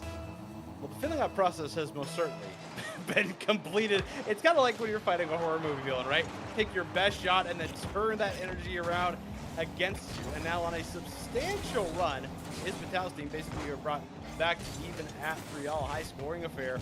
Again, this is a best of 3, ladies and gentlemen. We'll start seeing beyond that here as we move forward. Best of 5 and best of 7 yet to come. Of course, in our home finale. But south of 2 minutes, it is 3-3. And again, what has worked for WAF? I think it can still continue to work. I think they're going to have to speed it up. I think they're going to have to be a little bit more ferocious. And as if on cue, Frostbeard passing out the demo memo on a link. They definitely have to be a little bit more speedy, and it also relies on how they're playing that offensive game, but not just offense, it's defense too. But so far, it does not look like they've had to do much of it, as they have had really smart control of that ball, as the kind of an open net right there comes through for WAP, and Vital's team able to get another one on the board with 1 minute and 30 seconds remaining. They have a lot of work to do. WAP does, to try to take this series back. As the 5th goal in a row for Vital's team strikes the back of the blue net. And then they woke up, and there are the kickoff strats, ladies and gentlemen. So, I've often said the false sense of security defense, it can be a risk. Well, Dallas team using it expertly here, as they are on a tremendous run, and right now get the mental that has been locked in so many times for WAP. I don't know that it's necessarily been shaken, but rather it's been a struggle for the opposition. And indeed, we are not done here. And again, we have more than a minute, and we are sitting as well just one south of the total 10 piece. That was just an unfortunate touch off the sidewall there. Ali tries to go for it, misses. On tries to get the shot. It does not go past his car, and then, Vital just trying to get that last-ditch effort, still isn't able to get it. Just a little slow ball, and like you were saying before, sometimes the slow ones are the ones that go in the most, and it's all about tripping up your opposition here. And that's exactly what Vital's team have really been doing a lot with how they're playing their offensive game. But WAP is kind of learning here, and they've got another one on the board after the 5 consecutive goals from Vital here, ruining that streak, as this game timer dwindles down. It's around 40 seconds here. They need one more to tie this game up, try to take the first series, and try to avoid elimination, as On takes that save. That ball still not on target for WAP. The run was most certainly expert for the Mina bunch, but at the same time, being able to stop that bleeding and respond, going to be mouth below. Ali looking to send this one away. Just one moving on the opposite side of the pitch, looking for maybe one last gasp effort possibly, but again, just locking in right now on defense. It's Vital's team that would back down, gonna be denied. Marvelous work here yet again, save and savior by the namesake himself. So honestly, needing that long run, I mean, thought it would actually be closer to a 6-3, but credit for a team that has really played above and beyond in WAP. Again, they will not stop. They absolutely will not stop until it is Dunsky's. And game number 1 most certainly is Dunsky's, but as easy as it was looking for Vital's team, I don't know that it was. And WAP, again, not going away. Doesn't matter who they are playing, they just will not stop. Feel comfortable in their play style, and why would they not? And again, I want to focus on the ping difference here. You've got an average of 100 and, what I'm looking at, 150 ping on the side of Vital's team. But then on the opposition there, an average of like 40. So to commend this effort from Vital's team would be an understatement, as they continue their run. Game number 2 on front focus here. 5 minutes on the clock to start us out. Are they going to be able to continue their reign of terror, their 5 goals in a row again? Or is something magical going to happen for WAP? I think that was part of it too. The feeling out process is understanding how you have to play your opponent on that ping. And again, expert adjustments. The question is, can they be maintained? Because again, if this bunch in blue, if they're able to make an adjustment to that, forcing Vital's team to have to get another adjustment bit by bit, kind of playing a little bit of chess with that ping, how quickly can they adapt? Because again, we saw a tremendous lead previously, but I don't know that at this point you would just too much. Because again, for Vital's team, they just need a single solitary victory to advance, and for WAP, you need the pair. I want to focus on something for Vital's team as well. They're so trusting with each other. Like, it does reflect in a lot of these Mina teams. They are very trusting, and they will go up for a pass if their teammate has no boost indeed. And most of the time, that trust results in such a great mental, and they're able to put those shots on target really, really easily now that they got trust in each other. They know they're not going to make those mistakes as easily, because I know when my teammates don't have trust in me, I start to fail. And Ali definitely not failing on that goal. 1-up for Vital's team. Yeah, I mean, we've seen that a few times in very successful Mina teams. Falcons, when the Twins were together, everything like that. Just team chem is so important in general, and when teams are able to go out there, play with this belief and this trust, it unlocks something extra special and new. And Patel popping this back, attempted defense there, but at the end of the day, making it 2-0. This one off the kick down. Great read, and again, Frostbeard has been absolutely locked out of defense, but not one that time. 3:35, still plenty of time, however, to bring us back even. Patel continuing their domination, continuing their role as the dominant team here in game number 2, and they're looking mighty successful right now, and on the highest ping they can. As on leaves that towards center field here. Patel, that may be an open net right there as it finds its way into that top left corner, securing the third for Patel's team. Just takes it right off the corner here. Ali fakes it out. Frostbeard not able to get the touch on that ball and strikes in the blue net. Well, they're about as settled in as you're going to get at this point. 3-goal run. And we saw a little bit of a shift there at the end of game number 1, but this one, again, firmly in control, and honestly, so important to be able to get a single solitary goal more. Even with all the time that we have left, even with the successes that we've seen WAF have win down a great deal, I don't know that that's, I think it may be too much for even that overall. I know WAF maybe looking for a single solitary goal here, but we're also looking for a single solitary donation. It would be so gracious to have that donation at ability360.org/donate as one rockets in that Vitao's team net. WAF to take one. There is still time for a comeback, but like you said, if they're looking for a single solitary goal, they need to get 3 in a row to really take this team on and create that pressure. 3:40 left to go on this one. 3-1 in favor of the Mina lads. We challenge back down Ijo, and again, it has been pressure. It has been senses of urgency that have provided WAF the opportunity to bring things even. And again, looking to make Mr. Cashman look the fool, and I'm here for it. I'm here for the content, as I said earlier on. Ijo, looking for the setup. That kickback, Ali will be able to deny. There is your send. Frostbeard looking for the kickback. Indeed, sends this one high. Now not able to get the chase. There's Frostbeard. Met time and time again have they been. So the opportunities have been there. This is just a team that may very well be just a notch above. But overall, I got to say this. From everything that we've seen across the tournament, I have really enjoyed this WAF team, and I enjoy moments just like that. Has played so well on defense. But sorry, not sorry, says Frostbeard. And my goodness gracious, I think, well, I don't know.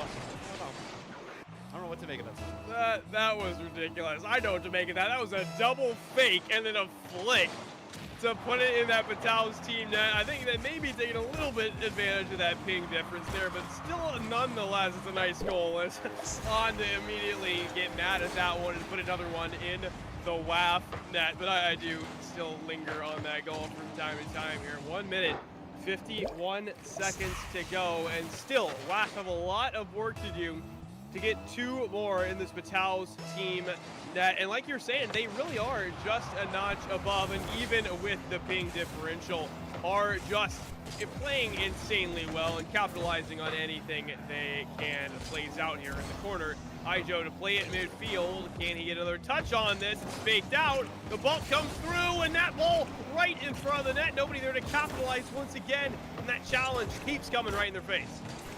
I gotta say, I really hope, I don't know much about the team in general, but Patel grabs another one. I don't really know much about WAF as a team. I don't know how long they've been playing together, but I really hope they continue on if they haven't, because there's a lot of potential competitively for this team. We've seen it here today. We've seen their work, their mental hasn't necessarily drained. I've never really seen them play where I said to myself, well, they're clearly phoning it in. Many times they were down a significant degree, able to bring back things even. I just really enjoy what they've shown us here today and yesterday. Honestly, me too. We've seen some very great series out of them today, and it's been a pleasure watching them go. And of course, they could actually do it in a lot of different circumstances, but wow, are they going to be able to do it and make this comeback real? It is a best of 3, so this is match point for Patel's team. They need 2 more goals in 1 more minute here. It's a goal every 30 seconds if you did the math. WAF need to do the math in order to make this work. And I think taking advantage of the ping, as we saw previously with the absolute absurd 3v1 fake from Frostbeard, but Patel looking to make it academic. Not interested in any kind of math we could possibly do out here in the booth. It ends up being a serve up courtesy of Ijo. That is most certainly a mistake regardless of the ping you can make. You do seem to see this defense slowly breaking down from WAF, and then their offense kind of locking in at the last moment here as things start to take a turn for the worse. They kind of had a little trade-off there. It's offense for defense. Zali just lets that almost go, and he knows that's not going, and he knows it's hitting the post. And I don't know if that was disrespectful or flat out just a testament to how well these players know the ball, know the field, and know their teammates. Some pretty impressive stuff from Patel's team, able to keep a consistent pretty much 3-goal lead the entire time. Looking for another one here as On tries to snipe this. Ali puts it up. It's down on the ground. Patel not able to do that. He waits for the boost in the elevator there. 10 seconds to go as 3-6 might be the reality for WAF right now. And this timer trickles down. Patel able to show us something special as WAF gets eliminated. I will say, again, even though Patel's team understandably able to advance despite ping issues, played expertly well. I expect to see that continue. Genuinely, I really hope, just to echo myself a moment ago, I really hope WAF, they continue on playing in competitive ways. You know, going right back around to the next RLCS season, go to weekly tournaments, stuff like that. I think they can be really, really successful, and I would be excited to see them back here next year. I think there's a lot of potential with that team. I want to see them continue to grow. Definitely. I feel like I want to see that team in MENA RLCS, like an LCQ, something of the sorts for RLCS 2027 once the World Championship is over. But that was pretty much the end of the lowers. We got one more to go. Possibly we'll update you on that after the break here. But for the break, remember this is the 2026 Independence Cup presented by Q90. And talking about Q90, Q90 provides accessible technology solutions to those with disabilities across the nation, assisting centers for independent living with documentation tools. Their user-friendly tracking and reporting helps ensure that people, not paperwork, are the focus. Burnout and stress are less with a simple management system from Q90. Since 1993, Q90 has served over 300 centers for independent living across 56 states and territories and hopes to continue their work for decades to come. Thank you for Q90 for presenting this tournament, and we will be back after a short break for another match. For over 40 years, Ability360 has provided a vast array of programs and services to support the independence of people with disabilities under our 3 key pillars: advocacy, independence, and equality. As a nonprofit organization and the state's largest center for independent living, we offer group and one-on-one services that focus on ability versus disability. Ability360 aims to provide opportunities for people of all ages with all types of disabilities. Some of our programs include information referral, peer support, non-medical based home care services, sports and fitness programs, home modifications, and employment services. Your generous donations will support the programs and services Ability360 provides, so that cost is not a barrier for anyone to participate. These opportunities foster a lifestyle of independence for people with disabilities, and we encourage you to visit our campus to see your donation in action. To learn more about Ability360, visit our website today. Hi, I'm Silas, and I play for the Ability360 Phoenix Rising Power Soccer team. So my first game was, I was scared. It was in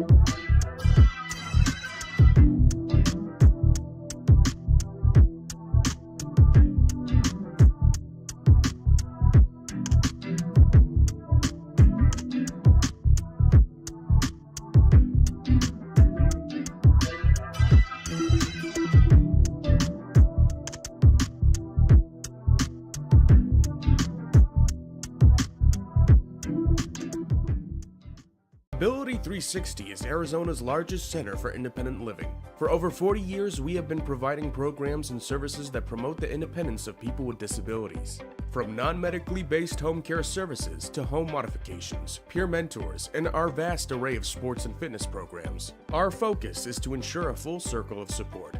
Visit Ability360.org today to learn more about our services and opportunities to get involved with our mission. For over 40 years, Ability360 has provided a vast array of programs and services to support the independence of people with disabilities under our three key pillars: advocacy, independence, and equality. As a nonprofit organization and the state's largest center for independent living, we offer group and one-on-one services that focus on ability versus disability. Ability360 aims to provide opportunities for people of all ages with all types of disabilities. Some of our programs include information referral, peer support, non-medical based home care services, sports and fitness programs, home modifications, and employment services. Your generous donations will support the programs and services Ability360 provides so that cost is not a barrier for anyone to participate. These opportunities foster a lifestyle of independence for people with disabilities, and we encourage you to visit our campus to see your donation in action. To learn more about Ability360, visit our website today. Hi, I'm Silas, and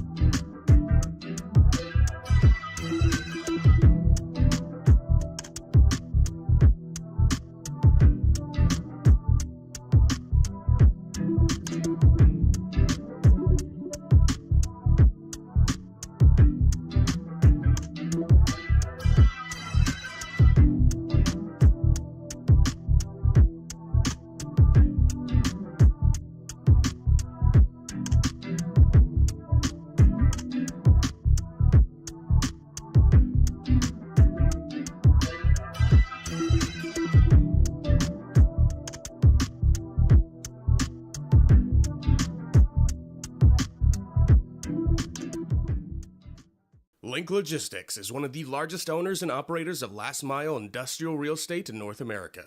With approximately 3,000 warehouses and distribution facilities across 40-plus markets. Founded by Blackstone in 2019, Link leases industrial space to more than 7,200 businesses. From global e-commerce retailers and third-party logistics providers to manufacturers, distributors, and retailers. Link Logistics' infill-focused portfolio puts customers close to the consumers they serve, supporting faster delivery, efficient supply chains, and long-term business growth. Ability360 would like to thank Link Logistics for helping fuel the 2026 Independence Cup.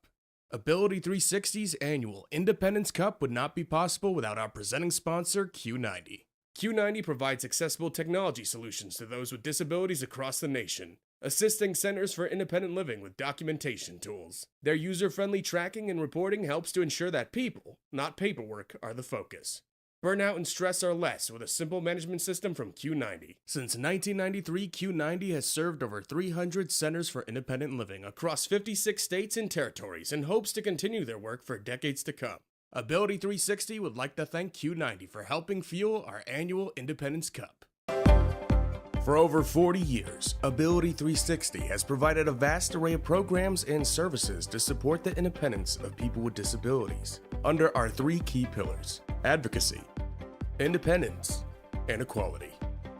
As a nonprofit organization and the state's largest center for independent living, we offer group and one-on-one services that focus on ability versus disability. Ability360 aims to provide opportunities for people of all ages with all types of disabilities. Some of our programs include information referral, peer support, non-medical based home care services, sports and fitness programs, home modifications, and employment services. Your generous donations will support the programs and services Ability360 provides so that cost is not a barrier for anyone to participate. These opportunities foster a lifestyle of independence for people with disabilities, and we encourage you to visit our campus to see your donation in action. To learn more about Ability360, visit our website today. Ability360 is Arizona's largest center for independent living. For over 40 years, we have been providing programs and services that promote the independence of people with disabilities. From non-medically based home care services to home modifications, peer mentors, and our vast array of sports and fitness programs, our focus is to ensure a full circle of support. Visit Ability360.org today to learn more about our services and opportunities to get involved with our mission.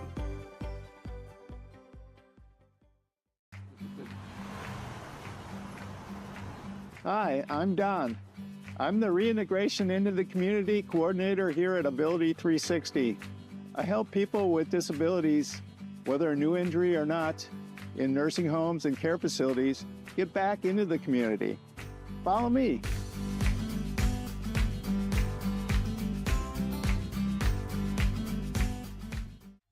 Welcome back to Championship Sunday of the 2026 Ability360 Independence Cup presented by Q90. Just a quick note for everyone here. We're still working some things out on the back end before we get into another match here, but we do want you guys to check out the bracket real quick just so we see what we are dealing with. We have a lot of great series today. Monkey Shines, what do you think? I mean, no, it's been amazing yesterday and today, but unfortunately, I mean, two of the worst letters that we can see, DQ, they are up there. Just unfortunately for Bag Chasers, not able to field a third for that one. But at the end of the day, I mean, you hate to see that. You want to see all the folks be able to go out there and play. It just doesn't appear to be the case for Bag Chasers.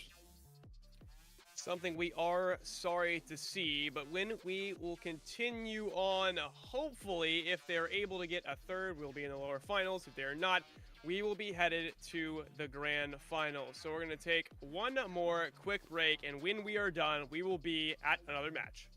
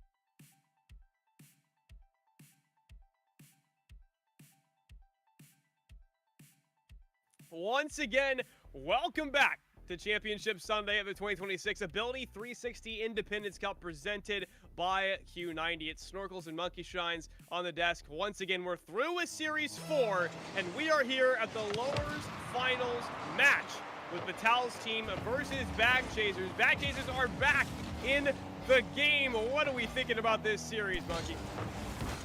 I think it's fantastic. I also think that it's the longest one that we've seen yet over the course of the entire event. It is a best of 5, so you have a little bit more room for mistakes, but also we are seeing, well, you're seeing the wheat being separated from the chef, if you will, and we're going to be denied by Ali. We saw what this Cruz Arena was capable of in terms of defense, and they will need to continue on with that. Another swat from Ali, so curiosity has abounded over the course of the day, and the curiosity now is, what does the Bag Chasers do? What's wrong with that? What was that trilemma save there? 1, 2, 3, and those shots keep coming in 4, almost being able to land that double tap with the follow-up from Hazy. This finds its way in the net real quick here, as you know, that defense can only last so long if you put that much pressure on the net. 4 minutes to go, 1 up for Bag Chasers already. Vital's team still dealing with that ping disadvantage in the long run here, so I'm excited to see what they can do. I know this is where it can really be an issue, right? Because talent can only take you so far with regards to ping, and now the talent gap, I mean, it gets closer and closer and closer to the point where maybe your opposition has a bit of an edge, but I mean, we've seen with this bunch on Amina what they have been capable of, so hopefully they are able to accommodate. And again, they had some initial issues with WAP down, what, 3-0, and then they were able to lock in and maintain. So it is only 1-0 in favor of Bag Chasers. Again, a game number 1, and a best of 5.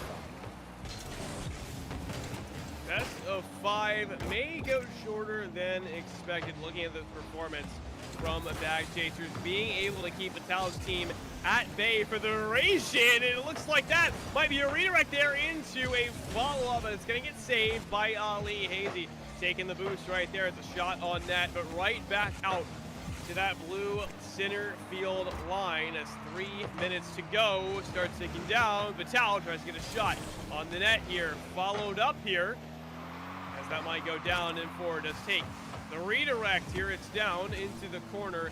And again, a little bit more back and forth gameplay. Seen a little bit more from Vital so far. And once again, remembering game number 1 of the last series that we saw, Vital really was just feeling it out. But this looks like it may be more of a struggle than just feeling out this one. An excellent save here yet again. Cannot make it happen. So again, it's just been the pressure, it's been patience, as Vital pops this one off the dome, but cannot get back to it due to expenditure of the boost, nor can Ali. At the end of the day, or at least at the end of the exchange, 2-0 in favor of Bag Chasers for the time being. A little bit less than half the game, just short of it remaining, as Infor tries to shoot another one on net, but that defense is definitely something that they take pride in. But with a third one coming on that blue net, that defense starts to break down like we've seen with a lot of these Bag Chasers games. Not just chasing the bag, but chasing that ball and driving it into the net. One thing to keep in mind is Blur, that title is Season 18 Talent Annihilator, an individual that plays, obviously, or has played at least one, a great deal of drop shot. And the only way you can be successful at drop shot is if you understand game sense overall. Also, excellent aerial mechanics, and of course, we've seen what Hazy and M4 have been able to provide just in terms of team play. So when you have that all combined, and then the folks on the opposite end are struggling with, we'll call it an average of about, what, 150, 160 ping, does not bode well for the folks with the higher numbers and different colors in terms of ping. You know, it's sad to see a team go out like this, but I will remember and keep in my head that they are not out of this tournament yet. They still have a chance to come back. We have seen them come back from this deficit before, mind you, and do it at a very successful manner as M4 rockets that from the ceiling, and Vital's team are at a deficit that they may not be able to control anymore. the wild thing is that we have seen one team across this event, one team will dominate, and then they'll go into another game, and then their opponent will dominate, and then they'll go in, and it's just been this continuous going up a variable food chain, if you will, and that would have been absolutely gorgeous pitch. The backup net, Hazy with the send, but again, the confidence is there, and why would it not be, folks? We're saying the bag chasers out here. I did mention that they were a favorite in this tournament, and said that with good reason. But again, it is a game number one. Your opportunity to kind of switch around in game number one going to game number two. Your opportunity to kind of switch around, and if it's going to be a case of adaptation, Snorkels, I believe it's going to obviously take longer considering the talent of the opposition. Absolutely. Definitely not going to take as long as it has taken it with some others. For some games, they haven't even had to get used to it. But they are in a very tough and difficult situation here with 30 seconds left to go.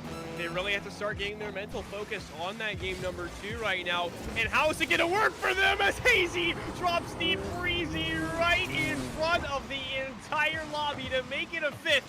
These mechanics are just too much for Patel's team right now. Ali not being able to get that save, but that game two mental has to be on lock, because that's your only chance of taking this series back. It's not a best of three anymore, it's a best of five, but once they get that match point in, it could be over. If you're going to make a statement from game one, bell to bell, I don't know how you could do much better than what Hazy did provide us right there. And like I said, I mean, that alone play, that gives you a little bit of a taste of why I mentioned the Favorito moment. And it is a spin by Hazy, maybe looking for another one. Is that for kicking this one high? The GG's out there for Ali. Ali has had enough of this game number one, so we're getting the opportunity to shift on over in game number two. But based on what we've seen, again, tremendous defense, a timer or 15 from this MENA crew, but at the end of the day, no offense to show for it. They are indeed doing the thing, and it's working out tremendously. They say they are forfeiting right now, and they did not like it because of the ping, and if that goes through, I fear we... Apparently so. Dude, it does not look like... it looks like they have forfeited because of two reasons. Their ping, and their third gave up because of the ping, and it looks like this match may be done and done. I think we know who's going to the grand finals. All right. And to be fair, again, it's not necessarily having to do with talent per se on the half of the MENA representation, but just when you have the talent that has quality service, that has the ability that we saw of Hazy right at the end, but the entire game, you ask yourself, is it worth the time investment? And we can be real. If that is not the case, if the sub is having issues, stuff like that, nobody, I don't think, is going to force them to finish that out if they don't want to. Certainly, they're not interested in doing that. All the respect in the world, understand entirely. C'est la vie. GG's to Patel's team, but we do know the two teams in the grand finals is Wingle Dingle Dubashub versus the other team. I forgot the other team real quick. Let me pull it up real quick. Bag Chasers. That's right. Thanks for the correction here. You know, my memory is like a goldfish, but some of these teams have to be, because this is a best of 7 next. We're going to take one more break, and when we're back, we're going to be the grand finals. For over 40 years, Ability360 has provided a vast array of programs and services to support the independence of people with disabilities under our 3 key pillars: advocacy, independence, and equality. As a nonprofit organization and the state's largest center for independent living, we offer group and one-on-one services that focus on ability versus disability. Ability360 aims to provide opportunities for people of all ages with all types of disabilities. Some of our programs include information referral, peer support, non-medical based home care services, sports and fitness programs, home modifications, and employment services.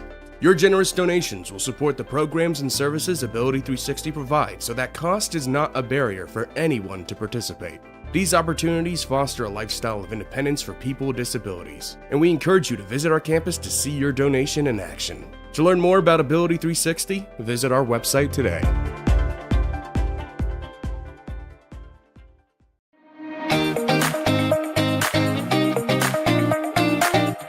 Hi, I'm Jackson. I play for the Ability360 Power Soccer Phoenix Rising team. I like being out and playing with all my teammates. After all these years is basically done, so I have better teamwork and I can get out and do a sport. It makes me super happy. I see myself continuing to play until I'm super good at it. When he started, he was a little hesitant, but he just jumped right in and really learned like the logistics of it. His coach is also in a power chair, so he felt very connected in that way where Tony understands him. He has so much more confidence and a sense of independence. His friends think he's super cool when he talks about the stuff. We'll show videos of him. He just has really grown, and now he's just playing some of the moves he does. I'm just like, oh my gosh, you are getting so good. And it's really cool to see the progress and the growth. And so that's been pretty incredible to watch. I mean, we want everyone to feel included, accepted, loved.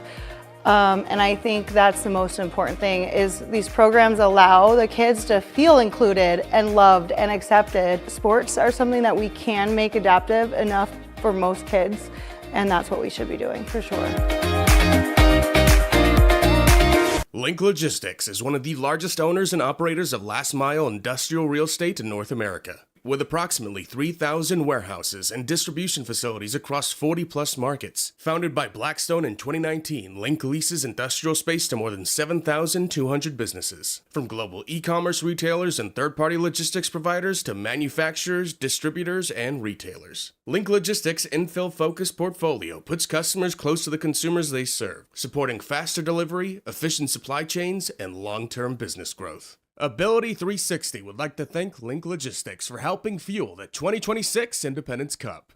Ability360's annual Independence Cup would not be possible without our presenting sponsor, Q90. Q90 provides accessible technology solutions to those with disabilities across the nation, assisting centers for independent living with documentation tools. Their user-friendly tracking and reporting helps to ensure that people, not paperwork, are the focus.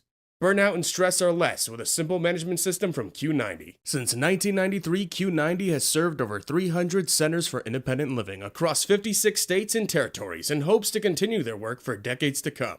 Ability360 would like to thank Q90 for helping fuel our annual Independence Cup.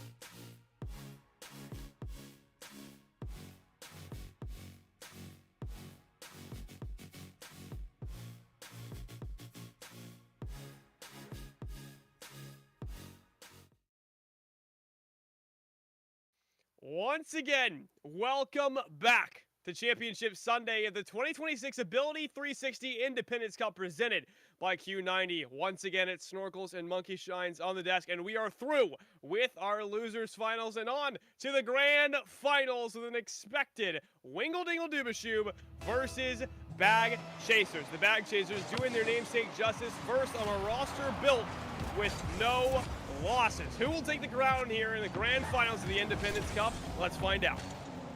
And the curiosity that I always have in situations like this, when one of the Dubashub, they've been waiting around for a little bit. Don't necessarily know their the way they keep things fresh. But again, I can tell you that Yoko, an individual who plays a number of weekly tournaments, they are not strangers to situations like this. I should also mention, ladies and gentlemen, as you see at the top of the screen, Wingle Dingle Dubashub working already a game in courtesy of their advancement through the upper. So for them, all they need are 3 victories to take home the largest prize. Both of these teams, Snorkel, going to be getting a fair bit of ducks at the end of the day, but I know that they would prefer 250 over 75. I think so. You're talking about these two teams here. I do not see very similar playstyles in terms of everything here. I think Wingle Dingle is a little bit more, not laid back per se, but they're more consistent with their shots, as seen right here by Yoko. Wingle Dingle able to get the first one on the board here with only a little bit under 4 minutes remaining. It's a lot on the line here, and if you're starting one game up, this is where you want to be. Just to specify, ladies and gentlemen, that is a piece. 75 a piece for one, 250 a piece for the ultimate winner of the whole finale. But I mentioned Yoko's experience and expertise out there in weekly tournaments. They are the individual to score first. So indeed, out there, we do have M4 with the return, however. So tied up, Hazy. Of course, we saw what he was capable of not that long ago, courtesy of the Breezy, but also a double commit brings us even at 1. 3:30 left to go in game number 2. Tie game, and I did not expect to see, this is another one, Rockets toward that orange net. You got a save coming from Yoko here, just right the blur, the bump trying to come through here. They need to get that ball cleared. They need it fast. This offense from the Bag Chasers has definitely been nothing short of exhausting here. This Reeker throws that all the way, goes for the bump, Zath up for it, tries to get it over that line there, but can't quite. That's a shot all the way from Yoko. Hazy does grab it here. Tries to get the fake out. Tried for Zath. Is there going to be an opportunity for a pass here? Not quite, as nobody able to go up for it in time as that makes its way toward the blue net once again. Still not able to find those opportunities. And if you are Bag Chasers, regardless of what happens here, you know you've got a ton of time. You know that you've got a longer series. I mean, it has been a marathon versus a sprint over the course of the entire event, but very much the case here. You have time to adjust. You will need to adjust over the course of this one. So even if Wingle Dingle was able to go up 2-0, you can still feel confident what got you here in the first place. After all, this is still a tie ball game. I mean, this is a young series, and I know that we will see adaptation and adjustment as it goes on. I think from both teams here, they're really going to be looking for what's the defense look like on both sides, because I think they already know that offensive pressure as of right now. The defense is yet to be shown in full swing as things start hitting the crossbar and the post. These corners are getting wrecked so far. These shots need to start going in so we can see that defense come to play, because I think Wingle Dingle and Bag Chasers definitely can be composed right in front of the net there. We just have to see who can really take it to the limit here as Yoko puts it on the backboard. It's a miss, but still cleared out to that wall. 1 minute and around 35 seconds to go. And ladies and gentlemen, you're already seeing why I mentioned that both of these teams, the potential favorites, and here for good reason. We are knotted up at 1-1, and it has a heavyweight fight feel. We've gotten to this point. Again, it's a series like based on how tight it is thus far. You might think we will go the distance, but again, I've talked about over the course of these games how the slimmest of margins will ultimately determine them. But here we are. I mean, these are two teams so very similar, but definitely even left-handed, right on the same level. It is going to take, you know, again, those slivers of opportunity, those mistakes, those humanizing moments, if you will, to be able to walk away with a victory or a defeat. Step back down Zap. I'm going to have to try to keep this one moving. Weaker opts to head back, and again, happy to play the very long game of both these teams.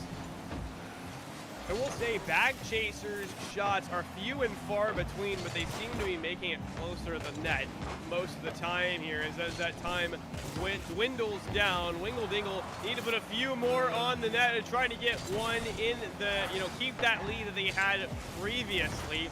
Not let somebody else take a game off of them here and turn it into a best of 5 with 20 seconds to go. It's possible we may have OT on our hands. You can't call it too soon, as these guys definitely know how to play the game of Rocket League. Yoko to take that ball into the corner here. 10 seconds to go. That is still up and active. That play is still open. Reeker to take it to the wall here. It's still in favor as that may go down to the ground. Still up. Hazy keeps it, and it shuts down. Overtime. We have it. Well, I do appreciate this quality Rocket League. I also appreciate FTC folks for the content, and wherever we get an OT stands out here in the home finale, it makes it even a little bit more home, if you will. But Hazy, big part not Hazy, Hazy, get the issue correct here. At some point, passing out the demo member, at least the intent is there for the Bag Chasers popped away. And I do believe Ferocity will need to be the name of the game after all if you want to generate that sliver of opportunity. Well, one way to do it is just simply pop it in to the opposition. Stand out there, but nobody going to be able to follow that. With a kick high 84 intake, looking to catch and carry, but ultimately popped out of the way courtesy of M4. Bully Bowl goes both ways, as we have seen over the course of this event as well. We've seen it a lot from these rosters here. A lot of demos coming out, and actually some forfeits came out of demos as we have seen. And just, you know, sometimes you just see some destruction on the field, and that's okay. But it's still a tie game. We're still in overtime here. They need to be able to lock those mentals in. You know, obviously you've got Bag Chasers, which are 1 goal down. You know, it may or may not because of a DQ, but they're still 1 goal down. Are they going to be able to refresh this series? We had extensive overtime yesterday. Go to about 6 minutes, 14 seconds, 15 seconds, I think, somewhere around there, maybe even 6:30. But over a complete new game of regulation time spent, and kind of getting that vibe here. I mean, it is the bumper back in net, and it is indeed Bully Ball, MP Dom, the chicanery, the aggression, the tenacity, and just like that, Wingle Dingle Shoot, courtesy of the Reeker clear out, is ahead 2 games in this series. And that's the kind of thing, Snorkels, that'll get in your head. Say, hey, we were supposed to go out there and win this thing. You know, we're supposed to play the game, quote unquote, seriously. We're supposed to play the way it is. Hey, you know what? It's a mech. You got to take advantage, and it will go both ways, by the way. I have no doubt that the Bag Chasers are looking to respond in kind. Oh my gosh, I'm sure the Bag Chasers will have choice words for that in comms, and then also in the chat maybe later, but also on the field, because they've got a big play style to kind of look up to now as that kind of aggressive play comes to front. And usually people say, oh, it's cringe to get a bump to in an overtime. It's cringe to get a demo. And I say, and what Monkey Shines definitely says, you win the game. You'll win the possible series here. Now, you're 2 games up in this series. What are you going to do if you're Bag Chasers in the grand finals here? 5 minutes to do it. Well, again, coming off of that loss in OT, courtesy of the bump, that has to be infuriating on its own right. And no doubt playing with a little bit more of a chip on their shoulder. I think for them, they absolutely want to score fast and early, not just for the stand pitching stuff, but to put that in the mind of their opponent that, yeah, you know what, you can do that. That's fine. We will happily go out there and continue with what brought us to the States. They are dancing around that corner right now. It continues to be kind of a sweet spot for Wingle Dingle right now. Their safety, Blur, catches that ball there. It is met by some opposition in the name of Reeker. Zap does have maybe a bang here. Gets caught in the midst of that wall. And Yoko to take it. Maybe get it over Blur here. It's on the backboard. Nobody there to follow it up. They need to be able to trust each other if they're going to succeed in this game. They need to be able to have that second man push up because they're missing a few opportunities, some golden ones too, if they keep letting that ball slow down. And I guess the big thing too, Snorks, again, I'm not aware of Bag Chasers now, how they've been going out there, if they've been playing weeklies or anything like that. But, if you have not, if you just get together, say, hey, let's go out there, this will probably be on the line, good cause and everything like that. But then you're taking on individuals who have that level of experience. And with that level of experience, if you're able to go out there, you're able to go through winners, right? So you know how to keep the momentum going, keep the mental going over long breaks. So it really lends well, really, everything kind of going the way of Wingle Dingle mentally, just in terms of so much here. And certainly our Bag Chasers have been right there.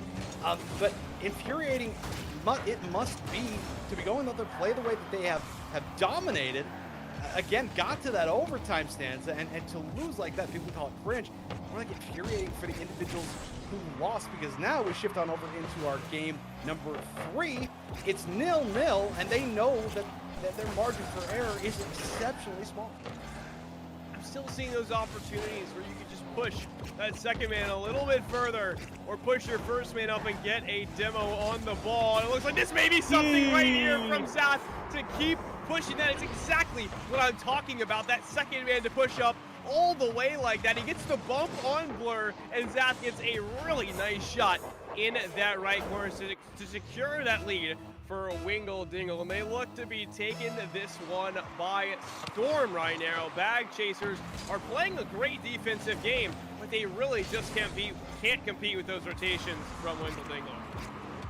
The message being sent right now from Wingle Dingle Dubashoot is you are going to have to be aggressive. You are going to have to bump. You have to demo to find the success that we do, because we've already seen it, the OT bump. We just saw one right there to actually take the lead here in what has been a back and forth game.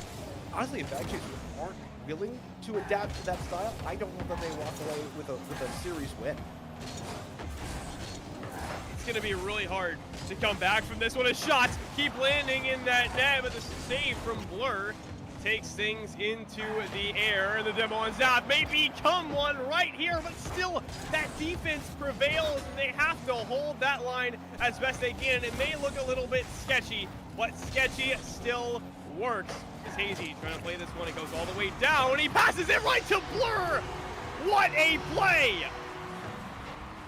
In that case, just marvelous teamwork. Hazy, the kick, great touch as well. So we can do it with a little bit of style, a little bit of residence, a little bit of panache as we get to $1.46. But here's the thing, long term, we shift over into another overtime. That's going to be curious. The good news, though, if you are a fan of the Chasers, I think that they've got their head on a swivel a little bit more. They are going to have to be a bit more intentional, but it seems like they've found a flow state of fluidity where they can feel comfortable over the course of these games, even going into another overtime stand. Wingle Dingle is letting Bag Chasers on that backboard a bit more than they should, and I think that's what's causing them a lot of trouble here. You saw the last goal. The goal to tie up the game was indeed a backboard down pass. So if they're able to keep that with almost a goal from Zath, if they're going to keep that backboard steady, they have a good chance at taking this series, whether it goes to overtime or not. But we still got a buck left in this series, and a goal to be had regardless of it's in overtime or not. Yoko to take it with 0 boost. It just gets shot on that orange corner, but Reeker is there. Try to take it into that blue net. Blur to bring it up. Yoko tries to get that flip reset. That was a pass from to Zath. Sorry, Hayes to take it up. Flip reset. Goes for another pass here. Reeker trying to read that right there. And M4 takes this shot with 33 seconds to go. The tie game has been reached. Or breached, excuse me. I love the intricacy of this one. You were looking for a possible team pinch, but ultimately serves it up off the back roll. This was the team dynamic that afforded Bag Chasers the opportunity to get to this point in the first place. And if you have to draw things a touch out of alignment, I mean, not even a touch out of alignment, they have been able to use practically every inch of airspace to draw the plays out. I mean, we saw it a little bit early on with Patau's team when the ping wasn't absolutely destroying the chem that they were able to provide. Hazy, absolute banger, and indeed the team plays. They do continue. That was stolen away. M4 taken to the sky. Hazy lying in wait. The reset negative 3-1. And indeed, the Bag Chasers, they have woken up.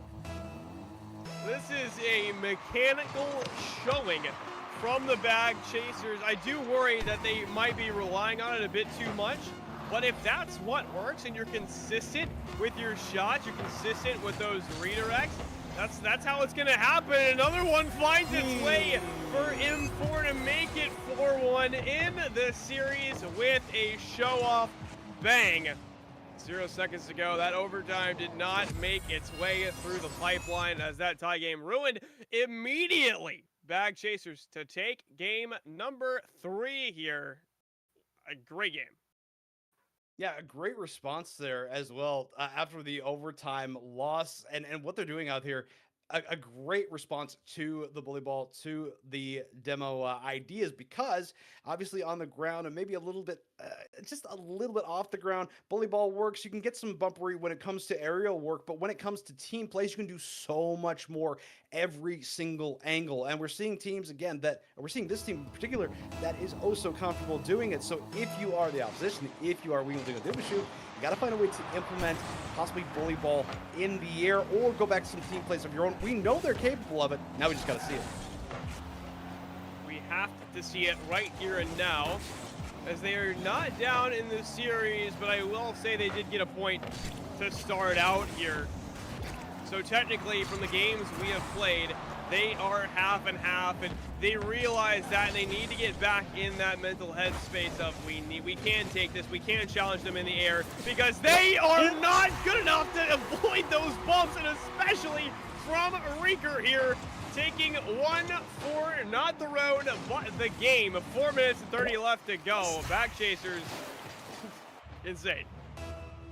It is the air dribble bump rate. Doesn't matter if it's 3v3, doesn't matter if it's 2v2, and it most certainly matters if it's 1v1. And in those 1v1 moments, deadly can it be? But this one off the kick to respond, and a fine response by Bag Chasers and for the loop through, able to kill it. Actually, Reeker, I think, was trying to advance up, but Hazy, just a great read. You don't need a whole heck of a lot of boost to send it back. And just like that, we are tied once more.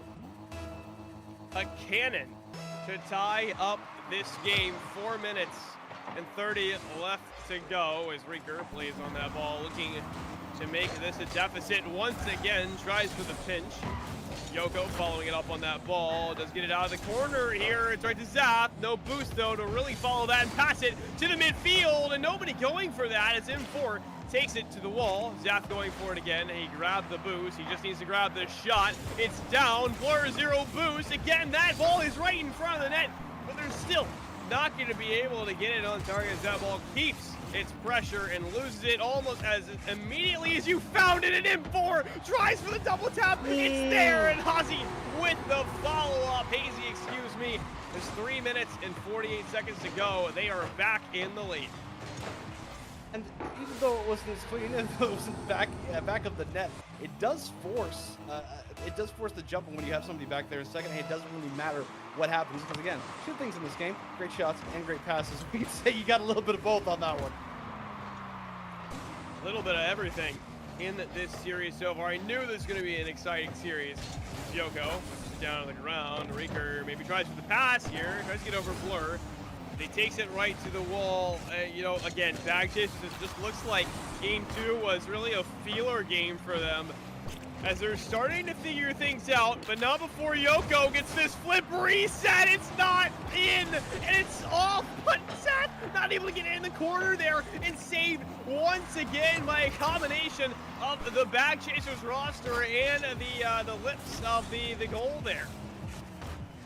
So what we've seen thus far, Bag Chasers happy to work with incredibly mechanical team plays. Meanwhile, the team plays are there, the mechs are there for Wingle Dingle, but offering a bit more bang for their buck with regards to demos, bumps, bully ball in full effect. It is on the menu. Nay, it is the chef's special for those in orange. So 2-1, yes, but again, a ton of time, and 4, however, going to be able to grab that one, and we have seen the success through the air time and time again. Who thumbs them up? You better believe it is Hazy, the dynamic duo right now for Bag Chasers. Second one for M4 there as he takes it, makes it 3-1 in 2 minutes, 40 seconds left to go. Just a little bit over halftime here as Wingle Dingle need to get back into the swing of things. and not really shift their momentum from this game, because the more they do, the more pressure they are going to release off this game, and they need that to continue. They need that ball to go in the net right here, but saved by Hazy in a last-ditch effort as M4 brings that down again. It's right past Zath, right to Reeker. It's down. Is the pass going to come to fruition? Here is Hazy. Puts it back to the wall. Blur going for this one. It's a pinch all the way down. Zath does bring it to the wall. That ball makes it toward Orange net. Again down. Hazy with the shot. It's right over Yoko. The 4-1 to come back for a second time. Impeccable rotations back there on defense, and just right now a step faster in this case. Yoko flat-footed, just seemingly delayed. I don't know if saw a squirrel or anything like that. Just for a second appeared that it might be scanning the horizon, I suppose. But we've seen this before. We've seen 4-1, but now just out with 2 minutes left to go in this one. And again, Snorkels right now dominating on pretty much both ends of the pitch. And yeah, I mean, the play style for Wingle Dingle Shubidoo, I mean, it's been effective, but it's been countered so expertly with just again, opening things up from a tremendous degree over the entirety of the pitch. Doesn't matter what direction you're looking at. Every single angle they have covered. Nobody going for that ball. Zap does reach it. It's down on the ground. Yoko will reset, maybe a pass out midfield. Does not reach that ball though. And Wingle Dingle have not been able to shoot this ball on net as much as they did in, you know, the first game that we saw, game number 2. This 1 minute reaches the timer. Hazy trying to get a redirect here. Yoko going up for it. He does get the save, gets it down once again with the 50, does not go his direction. Zap, 0 boost to try to get this 50, gets it past, but it's on the blue half the field now in the blue corner. And that's something that the Bag Chasers have thrived on this entire series, is using their half as a attacking point. But what do we have here? Wingle Dingle takes another one with 36 seconds left to go. Do I smell something short of a comeback? What you saw right there, the dual effort out there. Again, these are human beings, but still 36 seconds left to go. Kickoff goal is very much a thing to be able to bring things even. Again, you know how I feel about overtime stances by this point in the game, but happy to note that play, a little bit of keep away to pull the opposition in, to force them to get uncomfortable and possibly to pull them out of rotation as well. So Bag Chasers, they have found success with those team plays, high, low, front, center, whatever direction you may want to go with, and just the bully ball for Wingle Dingle Shubidoo, it is effective, but it's not just something that you can rely on all the time. That a rarity.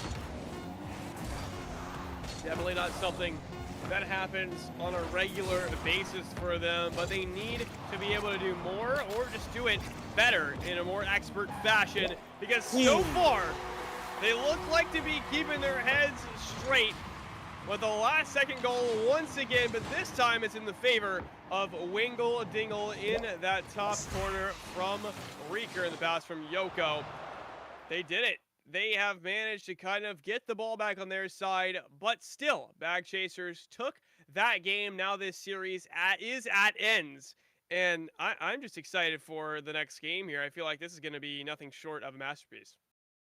Yeah, we are back even. So the other thing too to keep in mind, right now we're talking 2-1 in terms of what we call earned games, to go out there and actually play.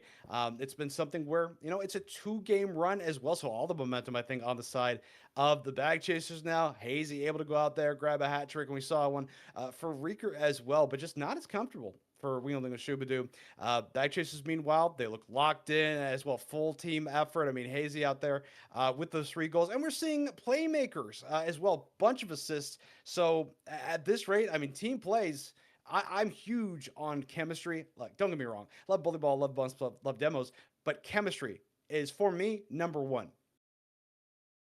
I do love that chemistry, and as they continue to play in these games, I kind of see it growing a tiny little bit, as I've seen Bag Chasers in a lot of these games before. They really haven't wavered, but they gotten a little bit more, I say, defensive, and that offensive side kind of growing in the matches to come. But as we get into this next game here, I'm wondering if Wingle Dingle is going to be able to turn the tide in their favor. If they have locked in and really are going to be able to put that pressure and take advantage of those mistakes that Bag Chasers are really making but few and far between.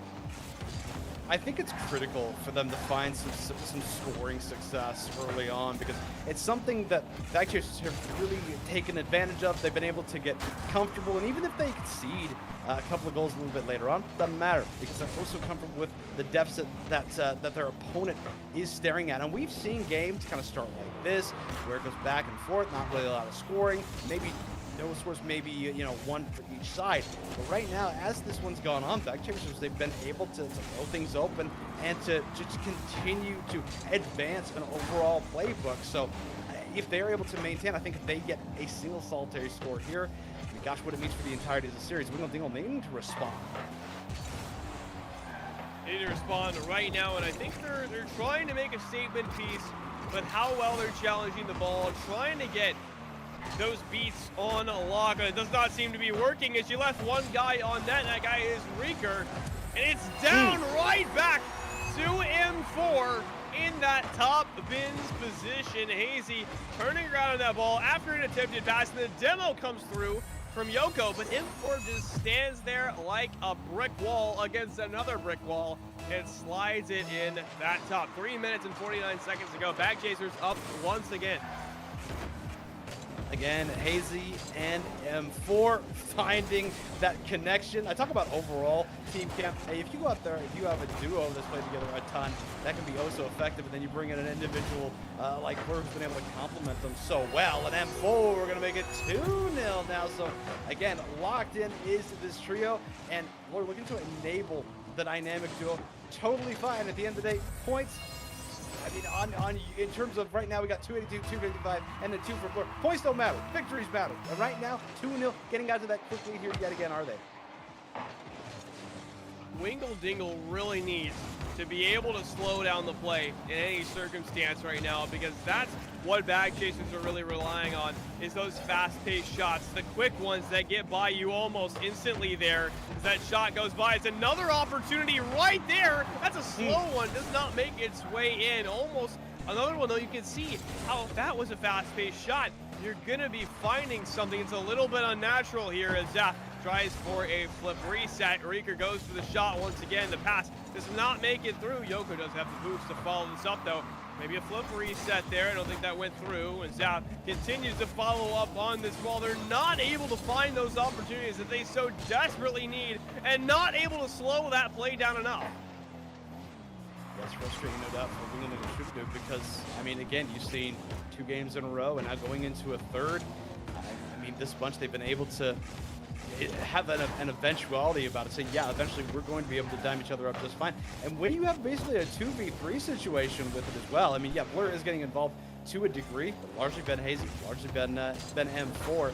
And it has been a struggle off of those challenges, off those 50s, to be able to move it off the other half of the pitch. And when they do manage to talk about Wingle Dingle, they haven't been able to convert just yet. Hazy, great touch, nudge over in the corner. Reeker looking to corral. Indeed does have possession. Pops up and over. Blur going to rotate back. Indeed able to take possession away for the time being. M4, Indeed, continuing on. So they have been able to stall just enough to then grab possession back to the opposite side of the pitch and get, again, an infuriatingly well done team play if you are a fan of Wingle Dingle.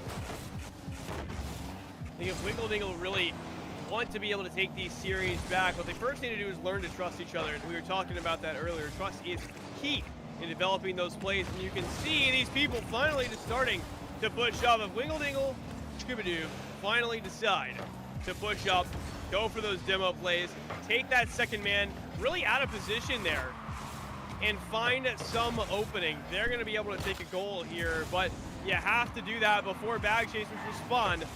Something like this here as 1 minute decides to tick down here as you got about 10 seconds left until that does happen. Yoko off the ceiling, saved by Hazy, and those shots need to go in or you're going to go to a very interesting point in the series. Locked in and then some. Blur looking to get a few extra points courtesy of the shot. Denied save and savior. However, for Zap, and again, right now, happy to continue to bleed block. And right now, Bag is able to maintain this lead. We'll be talking 3 in a row, but Zap indeed will be able to wipe. They're going to take away 44 seconds. Maybe brute force is what will take us into another OT. Wingle Dingle. They ain't done just yet. 44 seconds, Wingle Dingle able to get one on the board finally. I love to see it, but they still have to be able to come back. They still have to be able to get one more to tie this game up, or it is all for naught. And this does not look good here, as Zap does manage to clear it. Still has the boost to follow this up. Hazy doesn't, though. He gets it past him as that ball keeps falling down. And Rieger goes for it. Yoko is left alone and is getting harassed by Hazy. Another pinch down. He goes up from Zap. Let's try to get it. But it's beat by M4 here as Rieger flitting back on that ball. It's still in the air. Just a few seconds left to go. Zap has to control this one. It's in a nice spot. Yoko does get it, but it's on the ground. Bag Chasers able to take one more. Ladies and gentlemen, that is 3 in a row for the crew in blue, the Bag Chasers. So, again, one more victory for them, and it will be 4 in a row. It will be a victory here in the Grand Finale. So we are coming closer to the end of our series. If you have not already, we've got a above chat out there on the purple app, I should say. I think that's pretty much what I'm supposed to do at this point, but ability360.org/donate. We appreciate all of your kindness, all your generosity. We've had an amazing event over the course of this one, but we are now at a point where, I mean, it's honestly pretty simple. For the Bag Chasers, you need a single solitary win. For the opposition, you need the pair. This is going to be an exciting yet tense match, as one more game for Bag Chasers, let's just say, secures the bag that they've been so effortlessly chasing, over the course of this tournament. One more secures it. As this timer ticks down, they are still looking as confident as ever. Wingle Dingle needs something to try to take this, and they need it right now. It's almost been entirely Bag Chasers. I mean, we saw the success off the overtime. That's really been the only success, but it is bumpery, and that's the way they won it right there. The fast strike on the opponent. Rieger, the corral challenged by M4, but that does not matter much. Instead, it is 1-0 in favor of Wingle Dingle. We saw this movie before. We know how to do. We get the sequel. I say you keep playing these, the Wingle Dingle teammates up, the more opportunities you're going to get if you play those bumps correctly, if you disrupt the play that Bag Chasers are so trying to create here in a constant spectrum, as that just sinks itself in from a stop, a halt from Yoko in the bottom there on M4. It just slowly rolls in, and that is such an unfortunate yet cool shot from Wingle Dingle to put them 2 up. Now, the attempt right there by Yoko was to put themselves between the ball, and so either way, it's going to roll in, or they're going to be part of a pull shot to put it in. So basically, that is just excellent game sense awareness. One way or the other, it's going to be a score. You just tell me how fast it's going to find back to the net, and this really the most enthusiastic we have seen this crew in a hot minute. 4 minutes remaining, and Bag Chasers still on the hunt for a goal here, as they need something to stay alive in this series, and more than not, Wingle Dingle need to keep this lead to stay alive, and it looks like they are doing that to the best of their ability. It's off the ceiling, right to Zap. No double tap in sight, as that gets saved by M4 from the shot from Rieger.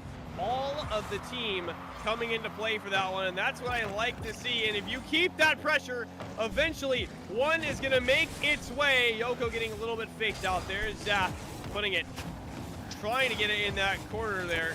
That ball keeps on rolling, and as that it's in the blue corner, this goal does not seem to be tapped for Bag Chasers quite yet. It's got to be frustrating as well for players like Bag Chasers, I mean, you're able to eventually, you're able to eventually rotate out of it, but it almost seems like Wingle Dingle has been able to put the clamps down a little bit more to give them even less space, and that's the big thing. If you give mechanical players like this space, well, I mean, you've seen what's going to happen. We see those previous games and just what the team's capable of, but you've got to close the gap, and that appears to be what has happened here. That one gets passed, looking for maybe a wraparound. Hazy is there, going to be able to grab the 100. The other thing to keep in mind here is all about boost stealing. You've got, just again, tremendous team play through the air. If you're able to deny that, if you're able to take the hundreds away and grab pennies, one player can do the most of the least, but an entire team, not so much. And that's what's coming in clutch for them right now as they continue to take this lead. Do it like no other here as 2 minutes to go. Bag Chaser still yet to find one into the net. He's asked to play this out. Does not use his flip, but instead tries to go for the bump here. It does kind of get played out, but back on the north half of the field. Yoko again trying to go for this play here. Does get a shot. It's on the ceiling. Reeker might be able to go for this one, but met by Hazy first. That goes down. That might be a shot on target, but goes out to the corner here as things start to wind down for the Bag Chasers offense, and Wingle Dingle might be able to scratch their way into a very close and tied series. I was honestly expecting M4 to get that tactical backflip to make it 2-1, but again, just stepping up a little bit faster and doing so courtesy of yanking all that boost away. Touch back there, not going to be able to put that one back in the net. Dashes up plenty, but deleted, gets boost, 33 the hard way. Blur with nothing to be seen, cannot blur. Courtesy again of the lack of boost, however, M4 plenty to work with. Again, I love the idea here from Wingle Dingle. If you're able to take away that dynamic duo and put more pressure on Blur, who's played well as a third, but I don't think that connection can be found, and it is Yoko from on high. Absolutely gorgeous banger to make it 3-0, and they have countered expert. Counter indeed. It's the connection between that ball and that blue net never looked so grateful. That's 48 seconds to go. 3 goals for Wingle Dingle and nothing for the Bag Chasers. This is a completely flip-flop series, and it might result in a tie here as things continue to go south of the Bag Chasers. That, would leave both on match point right there and make this series effectively a best of one. We're getting to that point here as things start to dwindle down. 20 seconds to go. The demo comes through on Reeker. Looks like they're not going to be able to get 3 goals in the next 15 seconds here. They have to stall, and what Bag Chasers need to do is recollect themselves, make sure they have the right mental for what is the final game, and prepare themselves, because we just hit the best case scenario. It's a grand finals, game 7. If I may stop you there just a second. Second best, sir. The best case scenario, and I hope we get there, it is game 7 OT. Now, might we see that? Okay, I know neither of these teams are interested in such neither of these teams not interested in that concept. Fully respect that. But at the end of the day, what we see here, obviously this first goal looms large. My question is, who needs the fastest one? We will see in just a moment here, and from what it looks like in the game so far here, it's looked like the first team to get a goal is really the one who takes advantage of the entire series here. And with 5 minutes to go on the clock here, this decides the fate of who takes the first place here, who takes it all, as we are looking for a very dedicated series here as Hazy tries for the musty flick here. Yoko plays this one out to the wall here, maybe looking for a pass. These guys cannot play cautious. They have to play like they did in this game number 6 that we just saw. But this is definitely a great series, and I'm here for it. Yeah, this has to be for those in orange. Again, boosts seal moments. Ladies and gentlemen, be sure to keep an eye on the little white circles over the heads of M4 and Hazy, because if they are largely empty, cuts away what had been a critical element of their success when they've had it kicked back, but denied by Rieger. And again, M4 in the past, he got so much more on that courtesy of the boost. And as time goes along, I mean, if it is a game of this, that is really what volleyball can be so effective. As M4 flying away back there, Hazy just trying to give him an opportunity to rotate back around. Indeed, he is able to do that. But we have buck 15 left to go in this one. And again, Wingle Dingle, I mean, looking far more composed. We've seen how quickly Bag Chasers have been able to score in the ways that they've been able to score. But you see M4 over there, the circle, it maintains, it continues to be empty, and that is a winning strategy for Wingle Dingle. They can certainly take advantage of those opportunities. I mean, any opportunity in Rocket League, if you can take advantage of it, is going to be successful. So it almost finds its way into the save from Blur. It does take its cut real quick, and that's all the way down, and not able to get that shot. Once again for Bag Chasers, Wingle Dingle looking the best right now as that might find its way into the corner. Rieger putting it on net to get Wingle Dingle their first one. It is not just a double, it is a dunk, and there was barely a sliver of light. There's something to, again, be said about a double. There's something to be said about carrying over across and off of Mr. Crossbar, but when you are a part of the play, oh, just devastating it can be to the mental. Again, M4 and Hazy not finding the comfort that they had previously, not being given the space, and it puts so much pressure on Blur, too. Because now, when your offense has been denied what had been so successful, when everything's been stripped away, you need the full team effort. It cannot simply be somebody laying back as a goalie now. You need the entirety. It cannot be 3v2, because we've seen what happens over the course of the past game, and now we're looking at 1-0 with just over a half play. Almost 1-1, though. It's halftime here as nothing stops in this halftime. Still to go. Ozzy tries, or Hazy, excuse me, I keep saying that, tries to take it off the wall here. It's met by Rieger, though. Blur tries to get the save here and does so. Hazy on that 50 there. Again, that net being ferociously attacked by every single member of Wingle Dingle as Rieger plays this one up, tries to get the bump or the ball, finds neither. As that keeps going on that orange net there. This is a dangerous situation as Hazy gets bumped into his own play. And he gets that ball right out of the net there. A flick over Blur, leaves it. M4 does get the hit. Yoko tries to take this once again. Blur not being able to find the net here, but does get another touch, and that ball still not being able to find that orange net as easy as Bag Chasers were able to find it in games 3 and 4. And really it's a struggle, because if you are Bag Chasers, well, right now we have to stop because of the pop that Zev has provided. 110 kph, read this one cat in the hat style, winning the 50 in a huge fashion. Buck 30 left to go. I was going to say that to finish the idea, if you're not working with as much boost, you have to find a way to press up and be a little bit more quick strike. The problem with that is we've seen Wingle Dingle be able to get fast clears and then being able to follow up on it, but again, just constantly bleeding the tanks. By the time they finally get on the opposite end of the pitch, they do not have nearly enough to work with, going back to what we saw in that 3-game run. And as well, now down 2-0, you had a 3-game run, you were bested, taken to a game number 7, and now gotta find a way to get on the board, however that might be. I mean, within what, the next 15 to 20 seconds? Testament to both these teams here. And it looks like Bag Chasers are searching for something. They're searching for 3 more as Yoko takes it once again. This is devastating for Bag Chasers.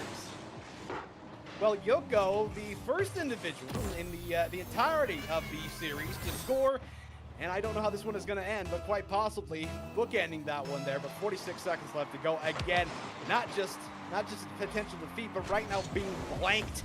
And maybe another one back down. Yoko's not going to be able to grab that one.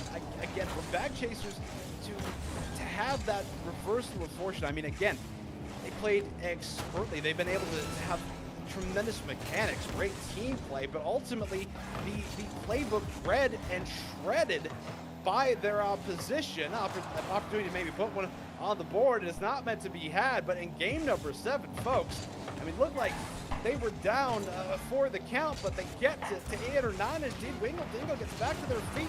A couple of clubbing blows and then an uppercut. And at the end of the day, at the end of the entire event, they will walk away with $250 to a person. And still Bag Juice is going to get a little bit out there at 75. Still Wingle Dingle, the champions of the 2026 Ability 360 Independence Cup, brought to you by Q90.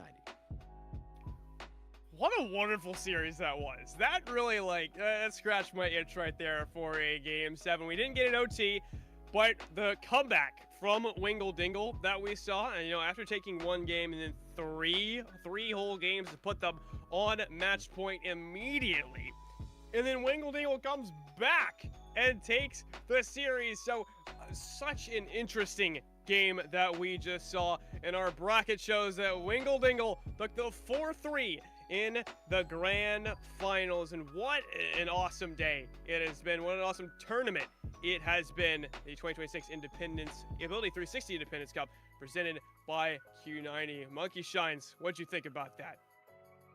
Well, I'll say this. We got what I think we should have gotten in the finals. You see, unfortunately, that and disqualifications. But at the end of the day, we did get to see these two teams play each other, which I think that's the biggest thing. I would have been curious how we would have been looking at this from the revenge standpoint if we would have gotten to see them prior.